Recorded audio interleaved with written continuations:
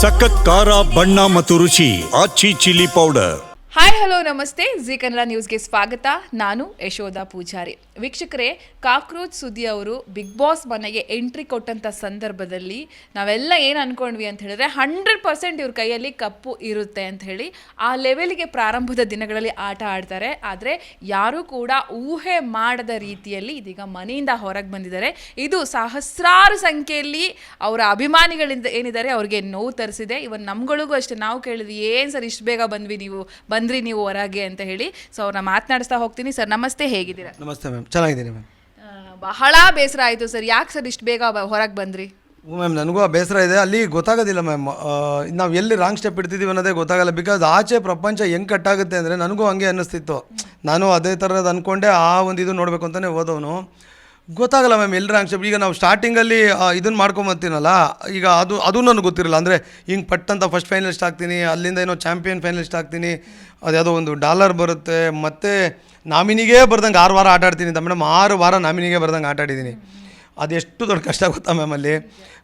ಅದು may be luck factor ಆಗ್ಬೋದು, ಟೈಮೋ ಅಥವಾ ನಾನು ಆಡಿದ್ದೋ. ಒಂದೇ ಒಂದು ಸತಿ ನಾಮಿನಿಗೆ ಬರ್ತೀನಿ, ಸೀದಾ ಮನೆಗೆ ಬರ್ತೀನಿ. ನನಗೂ ಗೊತ್ತಾಗಲ್ಲ ma'am. First time nominee may be ಇರುತ್ತೆ ಇದು ಕಂಟಿನ್ಯೂಟಿ ಅಂದ್ಕೊಂಡೆ, ಬಟ್ ನನಗೂ ಶಾಕ್ ಅನಿಸ್ತು ಮ್ಯಾಮ್. ಇದಕ್ಕೆ ಕಾರಣ ರಾಶಿಕಾ ಅಂತ ಅನ್ಸುತ್ತಾ? ರಾಶಿಕಾ ಇಟ್ಟಂತ ಒಂದು ಹೆಜ್ಜೆ ನೀವು ಹೊರಗೆ ಬರೋದಕ್ಕೆ ಕಾರಣ ಆಯಿತು ಅಂತ ಅನ್ಸುತ್ತೆ ಮ್ಯಾಮ್? ಅದು ಅದೇ ನಾನು ಅಲ್ಲಿ ರಾಶಿಕಾ ಅವ್ರಿಗೂ ಒಂದು ಹೇಳಿದೆ ಕತೆ, ಅದು ಬಂತೋ ಇಲ್ವೋ ಗೊತ್ತಿಲ್ಲ. ನಾನು ರಾಶಿಕಾ ಅವ್ರ ಕಾರಣ ಅಂತ ಹೇಳಲ್ಲ, ಅದು ಮೇ ಬಿ ಹಂಗಿತ್ತು ಅನ್ಸುತ್ತೆ, ಋಣ ಇದೆಲ್ಲ. ನಾನು ರಾಶಿಕಾ ಅವ್ರಿಗೆ ಒಂದು ಕತೆ ಹೇಳಿದೆ ಮ್ಯಾಮ್. ಅದೇ ಇವರೆಲ್ಲ ಕಿತ್ತಾಡ್ಕೊಂಡು ಅಲ್ಲೆಲ್ಲ ಸೇಫಲ್ಲಿದ್ದು ಅನ್ನೋ ತಂದು ತಿರ್ಗಾ ಇಲ್ಲ ಆಗಿದಾಗ ಇವರಿಬ್ಬರು ಜಗಳದಲ್ಲಿ ಇಬ್ಬರು ಹೆಂಗಸರು ತಪಸ್ಸು ಕೂತ್ಕೋತಾರೆ ಅಂತ ಅಂದ್ಕೊಳ್ಳಿ. ತಪಸ್ಸು ಕೂತ್ಕೋತಾರೆ ಮ್ಯಾಮ್. ಒಂದು ಆಗದಿರೋ ಹೆಂಗಸರುಗಳು ತಪಸ್ಸು ಕೂತ್ಕೋತಾರೆ. ಘೋರವಾಗಿ ಭಯಂಕರ ತಪಸ್ಸು ಮಾಡ್ತಾರೆ. ಗುಡುಗು ಮಿಂಚು ಎಲ್ಲ ಬಂದು ಇದು ಭೂಮಿಲಿ ಕೂತ್ಕೊಳ್ಳೋ ತಪಸ್ಸು. ಅಲ್ಲಿ ಸ್ವರ್ಗಲೋಕದೆಲ್ಲ ಅಲ್ಲಾಡೋ ಥರ ಇವತ್ತು ಒತ್ತಾಗಿತ್ತ ಎಲ್ಲ ಬೆಳೆದ್ಬಿಟ್ಟಿರ್ತಾರೆ. ಹಂಗೆ ತಪಸ್ಸು ಕೂತಿರ್ತಾರೆ. ಅಲ್ಲಿ ಪಾರ್ವತಿ ಅವರು ಹೇಳ್ತಾರೆ ಈಶ್ವರ ಅವ್ರಿಗೆ, ನೋಡಿ ಅದು ಯಾರೋ ಇಬ್ಬರು ನಿಮ್ಮ ಭಕ್ತರು ಭಯಂಕರವಾಗಿ ಘೋರವಾಗಿ ತಪಸ್ಸು ಮಾಡ್ತಿದ್ದಾರೆ, ದಯವಿಟ್ಟು ಅದೇನು ನೋಡಿ ಹೋಗಿ ಪಾಪ ಅವ್ರಿಗೆ ಅಂತ. ಸರಿ ಅಂತೇಳಿ ಈಶ್ವರ ಅವರು ಒಂದೇ ಸತಿ ಇಬ್ಬರಿಗೂ ಹೋಗಿ ದರ್ಶನ ಕೊಟ್ಬಿಡ್ತೀನಿ, ಯಾಕಂದ್ರೆ ತುಂಬ ದೂರ ಟ್ರಾವೆಲ್ ಮಾಡಬೇಕಾಗುತ್ತೆ, 2 ಸತಿ ಬೇಡ, ಒಂದೇ ಸರಿ ದರ್ಶನ ಕೊಟ್ಬಿಡ್ತೀನಿ ಅಂತೇಳಿ ಒಟ್ಟಿಗೆ ಬರ್ತಾರೆ. ಫಸ್ಟು ಒಂದು ಇವ್ರ ಹತ್ರ ಹೋಗಿ ಪ್ರತ್ಯಕ್ಷ ಆಗಿ ಆ ಉತ್ತಗಿತ್ತ ಎಲ್ಲ ತೆಗೆದು, ಕಂದ ಕಣ್ಬಿಡಮ್ಮ, ನಿನ್ನ ಆರಾಧ್ಯ ದೇವ ಬಂದಿದ್ದೀನಿ, ಕೇಳು ಏನು ವರ ಕೇಳಿದ್ರು ಕೊಡ್ತೀನಿ ಅಂತ. ಆಗ ಸ್ವಾಮಿ ನೀವು ಅವ್ರ ಹತ್ರ ಹೋಗಿದ್ರು, ಅವರು ತಪಸ್ಸು ಕೂತಿದ್ದಾರೆ ಅಂತ. ಇಲ್ಲ ಮಗಳೇ, ಫಸ್ಟ್ ನಿನ್ನ ಹತ್ರನೇ ಬಂದಿದ್ದೀನಿ ಕೇಳು ಅಂತ, ನಿನಗೇನು ಬೇಕಾದ್ರೂ ಕೇಳು ಕೊಡ್ತೀನಿ ಅಂತ. ಹೌದಾ, ಇಲ್ಲ ಅಂತ, ಕೇಳು ಏನು ಬೇಕಾದ್ರೂ ಕೇಳು ಅಂತ. ಹೌದಾ, ಹಂಗಾದ್ರೆ ನೀವು ಇನ್ನೂ ಅಲ್ಲಿ ಹೋಗಿಲ್ವಾ? ಅಲ್ಲೂ ಹೋಗ್ತೀರಾ ಅಂತಾರೆ. ಹೋಗ್ತೀನಿ, ಯಾಕೇನು ಪಾಪ ಹಂಗೆ ತಪಸ್ಸು ಮಾಡಿದ್ದಾರೆ ಅಂತ. ಹೌದಾ, ಹಂಗಾರೆ ಅವ್ರಿಗೆ ಏನು ಕೇಳ್ತೋ ಅದಕ್ಕೆ ಡಬಲ್ ಕೊಡಿ ನನಗೆ ಅಂತ ಇವರು ದೇವ್ರನ್ನ ಕೇಳ್ತಾರೆ. ನೋಡಿ ಮಗಳೇ, ಕರೆಕ್ಟಾಗಿ ಯೋಚನೆ ಮಾಡಿ ಕೇಳು, ನಿಂದನ್ನು ಮಾತ್ರ ಕೇಳು ಅಂತ. ಇಲ್ಲ ಅವ್ರು ಏನು ಕೇಳೋ ಡಬಲ್ ಕೊಡಿ ಅಂತ. ತಥಾಸ್ತು ಅಂತ ಹೇಳಿ ಈಶ್ವರ ಈ ಹೆಣ್ಮಗಳ ಹತ್ರ ಬರ್ತಾರೆ. ಎಲ್ಲ ಪ್ರೊಸೆಸ್ ಸೇಮ್ ನಡೆಯುತ್ತೆ. ಕೇಳು ಮಗಳೇ, ನಿನ್ಗೇನು ವರ ಬೇಕು ಅಂತ. ಇವಳು ಕೇಳ್ತಾ, ಅಲ್ಲೇನಾರು ಹೋಗಿದ್ರ ಅಂತ. ಅದು ನಿನ್ಗೆ ಯಾಕೆ ಬೇಕು ಮಗಳೇ, ನಿನ್ಗೇನಿದೆ ಅದನ್ನು ನೀನು ಕೇಳೋಕಂದ, ವರ ಕೊಡ್ತೀನಿ. ಇಲ್ಲ ನೀವು ಹೇಳಲೇಬೇಕು, ನಾನು ಇದು ಅಲ್ಲೂ ಹೋಗಿದ್ರ ಅಂತ. ಹೌದು ಹೋಗಿದ್ದೆ ಅಂತ. ಅವ್ರೇನು ಕೇಳಿದ್ರು ಅಂತ. ನಿಮ್ಗೆ ಯಾಕೆ ಬೇಕು, ನಿಮ್ದೇನಿದೆ ಅದನ್ನು ಕೇಳಿ ಮಗಳೇ ಅಂತ. ಇಲ್ಲ ನೀವು ಹೇಳಲೇಬೇಕು ಅಂತ. ನೀವೇನು ಕೇಳಿದ್ರು ಅದು ಡಬಲ್ ಬೇಕು ಅಂತ ಕೇಳಿದ್ದಾರೆ. ನೀವು 5 ಕಾರ್ ಕೇಳಿದವ್ರಿಗೆ 10 ಕಾರ್ ಬೇಕು, ನೀವು 2 kg ಚಿನ್ನ ಕೇಳಿದ್ರೆ 4 kg ಚಿನ್ನ ಬೇಕು, ಈ ಥರದ್ದು ಏನೋ ಕೇಳಿದ್ದಾರೆ, ನಿಮ್ದು ಕೇಳಿ ಅಂತ. ಹೌದಾ, ಹಿಂಗೆ ಕೇಳಿದಾರಾ? ಹಂಗಾರೆ ಸ್ವಾಮಿ ನನಗೊಂದು ಕೆಲಸ ಮಾಡಿ, ನಂದೊಂದು ಕಣ್ಣು ಹೋಗ್ಬಿಡ್ಲಿ, ನಂದೊಂದು ಕಿವಿ ಹೋಗ್ಬಿಡ್ಲಿ, ನಾನು ತೊದಲೇ ಆಗ್ಬಿಡ್ಲಿ ಅಂತ ಕೇಳ್ಕೊತಾರೆ. ಮಾತು ಒಂಚೂರು ಅದೇ ನಾವು ಮಾತಾಡುವಾಗ ಫ್ಲಿಕ್ಕರ್ ಆಗುತ್ತಲ್ಲ, ಆ ಥರದ್ದು ಆಗ್ಬಿಡ್ಲಿ ಅಂತ. ಮತ್ತೆ ಯೋಚನೆ ಮಾಡಿ ಕೇಳು ಮಗಳೇ ಅಂತ. ಇಲ್ಲ ನಂಗೆ ಇದೇ ಬೇಕು ಅಂತ. ದೇವರು ತಥಾಸ್ತು ಅಂತಾರೆ. ಇವರು 1 ಕಣ್ಣು 1 ಕಿವಿ 1 ಇದನ್ನು ಕಳ್ಕೊತಾರೆ. ಅವ್ರು ಡಬಲ್ ಕೇಳಿರ್ತಾರಲ್ಲ, ಅವ್ರದ್ದು 2 ಕಣ್ಣು 2 ಕಿವಿ ಬಾಯಿ ಹೊಟ್ಟೋಗುತ್ತೆ. ಈ ಕಥೆಯ ಸಾರಾಂಶ ನಿಂಗೆ ಗೊತ್ತಾ ಅಂತ ರಾಶಿನ ಕೇಳಿರ್ತೀನಿ, ಅರ್ಥ ಆಗಿಲ್ಲ ಅಂತ. 1 ಕಣ್ಣು 1 ಕಿವಿ 1 ಬಾಯಿ ಹೋಗ್ಲಿ ಅಂತ ಕೇಳ್ಕೊಳಲ್ಲ ಅದು ನೀನು. ಆ 2 ಕಣ್ಣು 2 ಕಿವಿ 2 ಬಾಯಿ ಹೋಯ್ತಲ್ಲ, ಅದು ನಂದು. ನಿಂದು ಯಾವುದೋ ಈಗೋಲಿ ದೇವ್ರು ಇಬ್ರಿಗೂ ವರ ಕೊಟ್ಟಿದ್ದ. ದೇವರು ಅಂದರೆ ಬಿಗ್ ಬಾಸ್ ಇಬ್ರಿಗೂ ವರ ಕೊಟ್ಟಿದ್ದ. ಹೆಂಗೋ ನೀನು ಒಳ್ಳೇದು ಕೇಳ್ಕೊಂಡು ನಾನು ಒಳ್ಳೇದು ಮಾಡಿದರೆ ಇಬ್ಬರು ಎಲ್ಲ ಬದುಕ್ತಿದ್ವಿ. ನಿಂದು ಹಾಳು ಮಾಡ್ಕೊಂಡು ನೀನು ನಾಮಿನಿಗೆ ಬಂದು ನನ್ನೂ ಹಾಳು ಮಾಡಿ ನಾಮಿನಿ ಕೂರಿಸಿದೆ ಅಂತ ತಮಾಷೆಗೆ ಹೇಳಿದೆ ಮ್ಯಾಮ್. ಈ ಥರ ಹೇಳಿದೆ ಅಷ್ಟೇ. ಈಗ ನಿಮಗೆ ಬೇಸರ ಇಲ್ವಾ? ನಾನು ಇಷ್ಟು ಬೇಗ ಮನೆಯಿಂದ ಹೊರಗೆ ಬಂದೆ, ನಾನು ಇರಬೇಕಿತ್ತು, ಮನೇಲಿ ಎಲ್ಲ ಇವರ ವೈಫ್ದು ಆಸೆ, ಮಗಂದು ಆಸೆ ಇತ್ತು, ವಿಡಿಯೋ ನೋಡಿದ್ರಿ, ಸ್ವಲ್ಪ ಹುಮ್ಮಸ್ ಬರ್ಸ್ಕೊಂಡು ಇರ್ಬೋದಿತ್ತು ಅಂತ ಅನ್ಸಲ್ವಾ ನಿಮಗೆ? ಮೇಡಮ್, ವಿಡಿಯೋ ನೋಡಿ 2ನೇ ದಿನಕ್ಕೆ ಆಚೆ ಬಂದುಬಿಟ್ಟಿದ್ದೆ ಮೇಡಮ್. ಇದೊಂದು ಸರಿ ಚಾನ್ಸ್ ಸಿಕ್ಕಿದ್ರೆ ಆ ಥರದ್ದೇನೋ ತಲೆಯಲ್ಲಿತ್ತು. ಆಮೇಲೆ ಹೌದು ಮೇಡಮ್, ನನ್ನ ನಂಬಿ ಕಳಿಸ್ದ, ಅಂದರೆ ನಂಬಿಕೆ ಇಟ್ಟಿದ್ದ ನನ್ನೆಲ್ಲ ಪ್ರೀತಿಸೋ ವರ್ಗದವ್ರಿಗೂ, ನನ್ನನ್ನು ತುಂಬ ಪ್ರೀತಿಸೋರಿಗೆ ನಾನು ಸಾರಿ ಕೇಳ್ತೀನಿ, ಮನೆಯವ್ರಿಗೂ ಸಾರಿ ಕೇಳ್ತೀನಿ. ಆಮೇಲೆ ಯಾರಿಗೆ ಆಸೆ ಇರುತ್ತೆ ಮೇಡಮ್ ಹೇಳಿ ಆಚೆ ಬರಬೇಕು ಅಂತ? ಬಿಗ್ ಬಾಸ್ಗೆ ಹೋದವ್ರಿಗೆ ಎಲ್ರಿಗೂ ಆ ಥರದ್ದು ಇರುತ್ತೆ. ಅಂದರೆ ನಾನು ಗೆದ್ದೇ ಬಿಡ್ತೀನಿ ಅನ್ನೋ ತಲೆಯಲ್ಲಿ ಹೋಗಿಲ್ಲ ಮ್ಯಾಮ್. ತುಂಬ ಚೆನ್ನಾಗಿ ಆಡಬೇಕು ಅಂತ. ಆಮೇಲೆ ನಾನು ಎಂಜಾಯ್ ದ ಪ್ರೋಸೆಸ್, ಆ ಪ್ರೋಸೆಸ್ನ ಎಂಜಾಯ್ ಮಾಡಬೇಕು ಅಂತ ಹೋಗಿ. ಯಾಕಂದರೆ ನನಗೆ ಓಂ ಪ್ರಕಾಶ್ ಸರ್ ಹೇಳಿದರು, ತುಂಬ ಚೆನ್ನಾಗಿರುತ್ತೆ ಮಗನೇ, ಹೋಗೋ ಸಖತ್ತಾಗಿರುತ್ತೆ. ನಾನು ಒಂದು 7 ವಾರ ಹೋಗಿದ್ದೆ. ಆಚೆ ಕೆಲಸ ಮಾಡೋದು, ಸಂಬಳ ತೊಗೊಳ್ಳೋದು, ಸಿನಿಮಾ ಮಾಡೋದು, ಅದೊಂಥರ ಬೇರೆ ಖುಷಿ. ಬಿಗ್ ಬಾಸೇ ಬೇರೆ ಖುಷಿ. ನೀನು ಅಂದ್ಕೊಂಡ್ರು ಎಷ್ಟು ಕೋಟಿ ಇದ್ರೂ ಅಲ್ಲಿ ಹೋಗೋಕ್ಕಾಗಲ್ಲ. ಕರಿತಿದೆ ಅಂದರೆ ಹೋಗು ಅಂತೇಳಿ ಪಾಪ ಅವರು ಅವ್ರ ಸಿನಿಮಾನ ನನ್ನ ಡೇಟ್ಗಳಿಲ್ಲ ಅಂದರೂ ಮುಗಿಸಿ ಕೊಟ್ಟಿದ್ರು. ಅಷ್ಟು ದೊಡ್ಡ ಡೈರೆಕ್ಟ್ರು ಅವ್ರದ್ದನ್ನು ಮುಗಿಸ್ಕೊಟ್ಟಿದ್ರು. ಇನ್ನೂ ಡಬ್ಬಿಂಗ್ ಆಗಿಲ್ಲ. ಫೀನಿಕ್ಸ್ ಅಂತ ಒಂದು ಸಿನಿಮಾ ಮಾಡಿದ್ದೀನಿ. ಅವರು ತುಂಬ ಖುಷಿಯಾಗಿರುತ್ತೆ. ಆ ಪ್ರೋಸೆಸ್ ಎಂಜಾಯ್ ಮಾಡು, ನೀನು ನಾನು ಹಂಗೇನೋ ಮಾಡ್ಬಿಡ್ತೀನಿ ಹಿಂಗೇನೋ ಮಾಡ್ಬಿಡ್ತೀನಿ ಅಂತ ಹೋದರೆ ಹಂಗಾಗಲ್ಲ. ಆ ಪ್ರೋಸೆಸ್ನ ಎಂಜಾಯ್ ಮಾಡು, ಯಾವಾಗ ಆಚೆ ಬರಬೇಕು ಅಂತ ಅಲ್ಲಿ ಆಗಿರುತ್ತೋ ಅದು ಬರೆದ್ಬಿಟ್ಟಿರುತ್ತೆ, ಅವಾಗ ಬಾ, ಆದರೆ ಖುಷಿಯಾಗಿ ಹೋಗು ಅಂತ ಹೇಳಿದ್ರು. ಇದನ್ನು ನಾನು ತುಂಬ ಮೈಂಡ್ಸೆಟ್ ತಲೆಯಲ್ಲಿ ಇಟ್ಕೊಂಡಿದ್ದೆ. ನಾನು ಏನೋ ಅಂತ ಮಾಡ್ತೀನಿ ಆ ಥರದ್ದು ಅಂತ. ಬಟ್ ಅದೇ ಜನಗಳಿಗೋಸ್ಕರ ಮಾಡಬೇಕು ಅಂತ. ಬಟ್ ಓಕೆ ಮ್ಯಾಮ್, ಒಂದು 50 ದಿನದವರೆಗೂ ಇದ್ದೆ. ನಮ್ಮ ಸಿನಿಮಾಗಳಲ್ಲೂ ಹಂಗೆ 50 ಡೇಸ್ 100 ಡೇಸ್ ಆದರೆ ಅದೊಂದು ಸೆಲೆಬ್ರೇಷನೇ. ಬಟ್ ನಿಜ 100 ಡೇಸ್ ಆಗಿದ್ರೆ ನಾನು ನಮ್ಮದವ್ರಿಗೆಲ್ಲ ತುಂಬ ದೊಡ್ಡ ಖುಷಿ ಆಗೋದು, ನನಗೂ ಒಂದು ಪ್ರೌಡ್ ಫೀಲ್ ಇರೋದು. ನಾವು ಒಂದು ಸಿನಿಮಾ ಮಾಡಿದಾಗ ಮೇಡಮ್ ಎಲ್ಲವೂ ಇಟ್ಟಾಗುತ್ತೆ ಅಂತಲೇ ಮಾಡ್ತೀವಿ, ಎಲ್ಲೋ ಒಂದೊಂದು ಸರಿ ಫ್ಲಾಪ್ ಆಗುತ್ತೆ, ಎಲ್ಲಿ ಮಿಸ್ ಹೊಡಿತು ಅನ್ನೋದೇ ಗೊತ್ತಾಗಲ್ಲ. ಎಲ್ಲರೂ ಪ್ರಿಪ್ರೇಷನ್ ಮಾಡ್ಕೊಂಡೇ ಮಾಡಿರ್ತೀವಿ. ಅದೇ ಥರದೇ ನಾನು ಮಾಡಿದ್ದೆ. ಸಿನಿಮಾ ಬೇರೆ, ಬಿಗ್ ಬಾಸ್ ಬೇರೆ ಮ್ಯಾಮ್. ಆಮೇಲೆ ನಾನು ಅಲ್ಲಿ ಹೆಂಗಿರೋಕ್ಕೆ ಸಾಧ್ಯನೋ ಹಂಗೆ ಇರೋಕ್ಕೆ ಸಾಧ್ಯ ಮ್ಯಾಮ್. ನೀವು ಆಫ್ ದ ರೆಕಾರ್ಡು ನನ್ನ ನೋಡಿದ್ದೀರಿ. ನಾನು ಸಿನಿಮಾಲೇನೋ ಎಲ್ಲ ರಾಕ್ಷಸನ್ ಥರದ್ದು ಪಾತ್ರಗಳು ಮಾಡಿರ್ಬೋದು, ರಿಯಲ್ ಲೈಫಲ್ಲಿ ಹಂಗಲ್ಲ ಮ್ಯಾಮ್. ನಾನು ಸಿನಿಮಾಲಿ ಮಾತೆತ್ತರೆ ಮಚ್ಚೆತ್ತೀವಿ, ಇಲ್ಲಿ ಸುಮ್ಮನೆ ಒಂದು ಸಣ್ಣದು ತರಕಾರಿ ಚಾಕು ಎತ್ತರೆ 4 ವರ್ಷ ಒಳಗಿರ್ತೀವಿ. ಹಂಗಾಗಲ್ಲ ಮ್ಯಾಮ್. ರಿಯಲ್ ಲೈಫಲ್ಲಿ ನಾನು ಹೆಂಗಿದ್ದೀನಿ ಹಂಗೆ ಬಿಗ್ ಬಾಸಲ್ಲಿ ನಾವು ಹೆಂಗಿದ್ದೀವಿ ಹಂಗೆ ಪೋಟ್ರೆ ಮಾಡ್ಕೊಂಡು. ಬಟ್ ನೀವೇನು ಮಾಡಿದ್ರಿ ಅಂದರೆ ನಿಮಗಿಂತ ಹೆಚ್ಚಾಗಿ ಈಗ ನಾವು ಸೋಷಿಯಲ್ ಮೀಡಿಯಾದಲ್ಲಿ ಗಮನಿಸ್ತಾ ಇದ್ದಾಗ ಅನಿಸೋದು ಎಲ್ಲರೂ ಟ್ರೋಲ್ ಮಾಡಿದ್ದಾರೆ. ನೀವು ಫ್ರೀ ಆದಾಗೆಲ್ಲ ಗಮನಿಸಿ, ಅದೇ ಫ್ರೀ ಆದ್ಮೇಲೆ ಗಮನಿಸಿ, ನೀವು ಜಾಸ್ತಿ ಜಾನ್ವಿ ಮತ್ತು ಅಶ್ವಿನ್ ಅವ್ರನ್ನ ಪುಷ್ ಮಾಡೋದ್ರಲ್ಲೇ ಕಾಲ ಕಳೆದ್ರಿ ಅನ್ನೋದು ನಿಮ್ಮನ್ನ ಪ್ರೀತಿ ಮಾಡೋರು ಕೂಡ ಅನ್ಕೊಂಡಿದ್ದಾರೆ. ಜೊತೆಗೆ ಟ್ರೋಲ್ ಕೂಡ ಆಗ್ತಿರುವಂಥದ್ದು. ಅವ್ರನ್ನ ಪುಷ್ ಮಾಡೋದ್ರಲ್ಲೇ ನಿಮ್ಮ ಟೈಮ್ ಹೋಗ್ಬಿಡ್ತು. ಅವ್ರನ್ನ ಇಲ್ಲ ನೀವು ಸೂಪರ್ ಅಂತ ಹೇಳ್ಕೊಂಡು ಅವ್ರ ಹಿಂದೆ ಓಡಾಡಿದ್ರಲ್ಲೇ ನಿಮ್ಮ ಟೈಮ್ ಹೋಯ್ತು ಅಂತ ಹೇಳ್ತೀವಿ. ಏನಾಯ್ತು ಗೊತ್ತಾ, ನಾವು ಹೋದಾಗಲೇ ಫಸ್ಟ್ ಒಂಟಿ ಅಂತ ಒಂದು ಬ್ಯಾಚ್ ಹೋಗ್ತೀವಿ, ಜಂಟಿ ಅಂತ ಒಂದು ಬ್ಯಾಚ್ ಹೋಗ್ತೀವಿ. ಆಮೇಲೆ ಜಂಟಿ ಬ್ಯಾಚಲ್ಲಿ ಅವರೆಲ್ಲ ನನಗಿಂತ 17-18 ವರ್ಷ ಚಿಕ್ಕವರು. ನಮ್ಮ ಮಾತು ಅವ್ರಿಗೆ ರೀಚ್ ಆಗ್ತಿಲ್ಲ. ಆಮೇಲೆ ಅವರೆಲ್ಲ ಒಂದೇ ಕಡೆ ಕೆಲಸ ಮಾಡಿದವರು, ಸೀರಿಯಲ್ಗಳು 4 ವರ್ಷ. ಅವ್ರ ಒಳಗಡೆ ಮೊದಲೇ ಫ್ರೆಂಡ್ಶಿಪ್ ಇತ್ತು, ತುಂಬ ಸಲಿಗೆ ಇತ್ತು. ಈಗ ನಮ್ಮ ಸಿನಿಮಾದವ್ರು ಏನಾರು ಆ ಥರ ನನ್ನ ಜೊತೆ ತುಂಬ ಸಿನಿಮಾಗಳು ಆ್ಯಕ್ಟ್ ಮಾಡಿದವರು, ಈಗ ಯಶ್ ಶೆಟ್ಟಿನೋ ನಮ್ಮ ವರ್ಧನೋ ಎಲ್ಲ ಇದೆ, ನಮ್ಗೆ ಆಚೆನೇ ಭಯಂಕರ ಸಲಿಗೆ ಇದೆ. ನಾವು ಏನೇ ತರಲೆ ಮಾಡೋ ಅವ್ರು ತಮಾಷೆಗೆ ತೊಗೋತಾರೆ, ಗೊತ್ತಲ್ಲ ಸುದ್ದಿ ಇರೋದು ಹೆಂಗೆ ಅಂತ. ಅಲ್ಲಿ ಒಂದು ತಮಾಷೆ ಬೇರೆ ಥರ ಆಗೋದು ಮ್ಯಾಮ್. ನಾಮಿನಿಗೆ ಬರ್ದಂಗೆ ಆಟ ಆಡೋದೇ ಒಂದು ದೊಡ್ಡ ವಿಚಾರ ಮ್ಯಾಮ್. ಹೌದು, ನಾಮಿನಿಗೆ ಬಂದಮೇಲೆ ಜನ ಕಾಪಾಡ್ಕೋತಾರೆ, ಅದು ನಿಜ. ನಾನು ನಾಮಿನಿಗೆ ಬರ್ದಂಗೆ ಒಂದಷ್ಟು ಆಟ ಆಡಿದೆ ಮ್ಯಾಮ್. ಆಮೇಲೆ ಅಲ್ಲಿರೋರೆಲ್ಲ ಹೊಸ ಪರಿಚಯ, ಎಲ್ಲ ಹೊಸ ಮುಖ. ಗಿಲ್ಲಿ ಒಬ್ಬರು ಒಂದು ಸ್ವಲ್ಪ ಗೊತ್ತಿದ್ರು, ನನಗೆ ಗೊತ್ತಿದ್ರು ಅಷ್ಟೇ. ಅದು ಬಿಟ್ಟರೆ ಇನ್ನೆಲ್ಲ ಹೊಸ ಮುಖ. ನಾವು ಜಂಟಿ ಅಂತ ಹೋದಾಗ ಇಲ್ಲೇ ಇರಬೇಕಾದ ಹಂಗೂ ಒಂದು 2-3 ಸತಿ ಜಗಳ ಆಗೋದು ನಮ್ಮ ಮಧ್ಯ. ಮತ್ತೆ ಯಾವುದೋ ಒಂದು ಟಾಸ್ಕಲ್ಲಿ ಒಂದು ಟೀಮ್ ಮಾಡಿಬಿಡೋರು ನಮ್ಮನ್ನ, ಮತ್ತೆ ಟೀಮ್ ಜೊತೆ ಆಡಬೇಕಾಗಿತ್ತು. ಅಲ್ಲಿ ಮತ್ತೆ ಗೆದ್ದಾಗಲೋ ಸೋತಾಗಲೋ ಒಟ್ಟೊಟ್ಟಿಗೆ ಕೂತ್ಕೊಂಡು ಅದನ್ನು ಖುಷಿ ಪಟ್ಟಿದ್ದೋ ಸೋತಿದ್ದೋ ಇದಾದಾಗ ಮತ್ತೆ ಒಂದು ಫ್ರೆಂಡ್ಶಿಪ್ ಆಗ್ಬಿಟ್ಟಿರೋದು. ಆಮೇಲೆ ಈಗ ನೋಡಿ, ಈಗ ಮೊನ್ನೆನೂ ಅವರೇ ಎಲ್ಲ ಕ್ರೂಷಲಲ್ಲಿದ್ದು ನಾಮಿನಿಲಿದ್ದರು, ಇಲ್ಲ ಸುದ್ದಿ ಒಬ್ಬರು ಸೇವ್ ಆಗಲಿ ಅಂತ ಮಾಡ್ತಾರೆ. ನಾನಾಗ ಅವ್ರಿಗೆ ಅದೊಂದು ಆ ಪ್ರೀತಿ ಸಲ್ಲಿಸ್ಬೇಕಾ ದ್ವೇಷ ಮಾಡಬೇಕಾ ನೀವು ಹೇಳಿ ಮ್ಯಾಮ್. ಅಲ್ಲಿ ಅದು ಹಂಗೆ ಓಡ್ತಿರುತ್ತೆ ಪಾಪ. ಅವರೇ ಕಷ್ಟದಲ್ಲಿ ನಾಮಿನಿಲ್ಲವ್ರೆ, ಆದರೂ ಸುದ್ದಿ ಸೇಫ್ ಆಗಲಿ ಅಂತಾರೆ ಅಂದಾಗ ಅದೊಂದು ಎಲ್ಲೋ ಒಂದು ಪಾಪ ಅವ್ರು ಎಷ್ಟು ಒಳ್ಳೆ ಯೋಚನೆ ಮಾಡ್ತಾರೆ ಅಂತ ಅನ್ಸುತ್ತೆ. ಇರೋದು ಆ ಟೀಮ್ ಅಂದರೆ ಒಂದು ಸ್ವಲ್ಪ ನೆಗೆಟಿವ್ ಟೀಮ್ ಅನ್ನೋದು ಅದು ನಿಮ್ಗೆ ಗೊತ್ತಾಯ್ತಾ? ದೇವರಾಣೆಗೂ ನಿನ್ನೆ ರಾತ್ರಿ ನನ್ನ ಹೆಂಡತಿ ಹೇಳಿ ಗೊತ್ತು, ನನ್ನ ಕೈಲಿ ಯಾವುದೂ ನೋಡೋಕ್ಕಾಗಿಲ್ಲ. ನಾನು ಬಂದಿದ್ದೆ ಲೇಟ್ ನೈಟು, ಫುಲ್ ಟಯರ್ಡು. ನಂದು ಒಂಚೂರು ಬೆಂದು ಹಾಸ್ಪಿಟ್ಲಿಗೆ ಹೋಗಬೇಕು. ಬಟ್ ಇವತ್ತೆಲ್ಲ ಪ್ರೆಸ್ ಮೀಟ್ ಇದೆ ಅಂತ ಬಂದಿದ್ದೆ. 8 ಗಂಟೆಗೆ ಅಪಾಯಿಂಟ್ಮೆಂಟ್ ತೊಗೊಂಡಿದ್ದು ರಾತ್ರಿ. ನನ್ನ ವೈಫ್ ಹೇಳೇ ಗೊತ್ತು ಹಿಂಗಿದೆ ಅಂತ. ಅಲ್ಲಿ ಹೆಂಗೆ ಗೊತ್ತಾಗುತ್ತೆ ಲಾವಣ್ಯ, ಅಲ್ಲಿ ಹೆಂಗೆ ಗೊತ್ತಾಗುತ್ತೆ? ಗೊತ್ತಾಗಲ್ಲ. ಈಗ ನಾನು ನನ್ನ ವೈಫ್ಗೆ ಅದೇ ಒಂದು ಎಕ್ಸಾಂಪಲ್ ಕೊಟ್ಟೆ. ಅವ್ರು ಏಕ್ದಮ್ ನನ್ನ ಮೇಲೆ ನಂಬಿಕೆ ಇಟ್ಟು ನನ್ನ ಲವ್ ಮಾಡಿ ತುಂಬ ಚೆನ್ನಾಗಿ ಬದುಕನ್ನ ಬಿಟ್ಟು ಬಂದರು. ಒಂದು ನಂಬಿಕೆ ಮೇಲೆ ಬಂದರು, ಸುದ್ದಿ ನಾನು ಚೆನ್ನಾಗಿ ನೋಡ್ಕೊತಾನೆ ಅಂತ. ಬಂದಮೇಲೆ ನಾನು ಚೆನ್ನಾಗಿ ನೋಡ್ಕೊಳ್ಳಿಲ್ಲ ಅಂದರೆ ಅವ್ರದ್ದೆಲ್ಲ ತಪ್ಪು, ನಂದೇ ತಪ್ಪು. ಸೊ ಒಂದು ನಂಬಿಕೆ ಇಟ್ಟು ಬಂದಿರ್ತಾರೆ. ನಮ್ಗೆ ಗೊತ್ತೇ ಇರೋಲ್ಲ ಅಲ್ಲಿ ಇಲ್ಲಿ ಆಚೆ ಏನು ನಡೀತಿದೆ ಪ್ರಪಂಚದ್ದು ಇದೇ ಇಲ್ಲ ಮೇಡಮ್. ಡೇನೇ ಗೊತ್ತಾಗಲ್ಲ ಮೇಡಮ್. ಅಲ್ಲಿ ನನ್ನ ವೈಫ್ದು ಬರ್ಡೇ ನವಂಬರ್ 9 ಗೊತ್ತು. ಅವತ್ತು ನವಂಬರ್ 9 ಅನ್ನೋದು ಗೊತ್ತಾಗಲಿಲ್ಲ ನನಗೆ, ಮಿಸ್ ಹೊಡೆದ್ಬಿಡ್ತು. ಆಮೇಲೆ ಅದಕ್ಕೆ ನಾನು ಸ್ಟೇಜ್ ಮೇಲೆ ಅದನ್ನು ಹೇಳಿದ್ದು ನಾನು. ಹಿಂಗಾಗುತ್ತೆ ಮ್ಯಾಮ್. ಹೊರಗೆ ನಿಮ್ಗೆ ಗೊತ್ತಾಯ್ತಾ ರಕ್ಷಿತಾ ಮತ್ತೆ ಗಿಲ್ಲಿ ಅವ್ರ ಮೇಲೆ ಇರೋಂಥ ನೇಮು ಫೇಮು ಅವ್ರ ಏನು ಅನಿಸ್ತು? ಖಂಡಿತ ಗೊತ್ತಾಯ್ತು ಮ್ಯಾಮ್, ಅದು ನಂಗೆ ಗೊತ್ತಾಯಿತು. ಆಮೇಲೆ ಅವ್ರು ತುಂಬ ಚೆನ್ನಾಗಿ ಆಡ್ತಿದ್ದಾರೆ ಮೇಡಮ್. ಆಮೇಲೆ ಎಲ್ಲರೂ ಚೆನ್ನಾಗಿ ಆಡ್ತಿದ್ದಾರೆ. ಅಲ್ಲಿ ಯಾರಿಲ್ಲ ಅಂದರೂ ಅದು ಆಟ ಬೇರೆ ಥರ ಅದು ಮ್ಯಾಮ್. ಈಗ ನೆಗೆಟಿವ್ ಓಡ್ತಿದೆ ಇವ್ರದ್ದು, ನಾನು ಅವ್ರು ಸಪೋರ್ಟಾಗಿ ಮಾತಾಡ್ತಿಲ್ಲ. ನೀವು ಅಶ್ವಿನಿ ಮ್ಯಾಮ್ ಇಲ್ಲದೆ ಬಿಗ್ ಬಾಸ್ ನೋಡಿ ಏನೋ ಮಿಸ್ ಹೊಡಿತು ಅಂತ ಅನ್ಸುತ್ತೆ ನಿಮಗೆ. ಹಂಗೆ ಎಲ್ಲವೂ ಬೇಕು, ಹಂಗೇನೋ ಅನಿಸುತ್ತೆ. ಅಲ್ಲಿ ಗೊತ್ತಾಗಲ್ಲ ಮ್ಯಾಮ್. ಹಂಗೂ ಅದ್ಯಾವುದೋ ಮೆಣಸಿನ್ಕಾಯಿ ಟಾಸ್ಕಲ್ಲಿ ಅನ್ಬಾರ್ದು ಮಾತೆಲ್ಲ ಅಂದಿರ್ತೀನಿ. ಇನ್ನು ನಿನಗೆ ಮಾಡ್ತೀನಿ ಅನ್ನೋ ಹತ್ರ ಅವ್ರಿಗೂ ಆಗಿರುತ್ತೆ, ನೀವೇ ನನ್ನ ಪರಮ ವೈರಿ ಅಂತ ಮಾತಾಗಿರುತ್ತೆ. ನಾಳೆ ಬೆಳಗ್ಗೆ ಒಂದು ಟೀಮಲ್ಲಿ ಮತ್ತೆ ಟಾಸ್ಕಲ್ಲಿ ಒಂದು ಟೀಮಿಗೆ ಬಂದುಬಿಡ್ತೀವಿ. ಮತ್ತೆ ಟೀಮ್ಗೋಸ್ಕರ ಆಡಬೇಕಾಗುತ್ತೆ. ಅಲ್ಲಿ ಮತ್ತೆ ಸೋತಾಗಲೋ ಗೆದ್ದಾಗಲೋ ಆ ಭಾವನೆಗಳು ಶೇರ್ ಆಗೋಕ್ಕೆ ಶುರು ಆಗುತ್ತೆ. ಹಂಗೆಲ್ಲ ಆಯ್ತು. ಹೌದು, ಮಿಸ್ ಹೊಡೆದಿದ್ದೆ ಮ್ಯಾಮ್, ನನ್ನಿಂದ ತಪ್ಪಾಗಿದೆ. ಅದು ಆಚೆ ಬಂದಮೇಲೆ ಗೊತ್ತಾಗಿದ್ದು ನನಗೆ. ಬಿಗ್ ಬಾಸ್ ಮನೆಯಿಂದ ಏನು ಕಲ್ತ್ರಿ, ಏನು ಕಳ್ಕೊಂಡ್ರಿ, ಇದ್ರ ಬಗ್ಗೆ ಹೇಳೋದಾದರೆ ಲೈಫು ಒಂಥರ ಬೇರೆದೇ ಲೋಕ ಅದು ಮ್ಯಾಮ್. ದೇವರಣೆ ಖಂಡಿತ ಏನೂ ಕಳ್ಕೊಂಡಿಲ್ಲ ಮೇಡಮ್, ತುಂಬ ಕಲಿತೆ ಮೇಡಮ್. ನಾನು ರಿಯಲ್ ಲೈಫಲ್ಲಿ ಸ್ವಲ್ಪ ಮುಂಗೋಪಿ ಮ್ಯಾಮ್. ಮುಂಚೆ ಎಲ್ಲ ತುಂಬ ಶಾರ್ಟ್ ಟೆಂಪರ್ಡ್. ನಾನು ಏನೇನೋ ಎಡ್ವರ್ಟ್ ಮಾಡ್ಕೊಂಡಿದ್ದೀನಿ ಅದರಲ್ಲಿ ಬದುಕಲ್ಲಿ.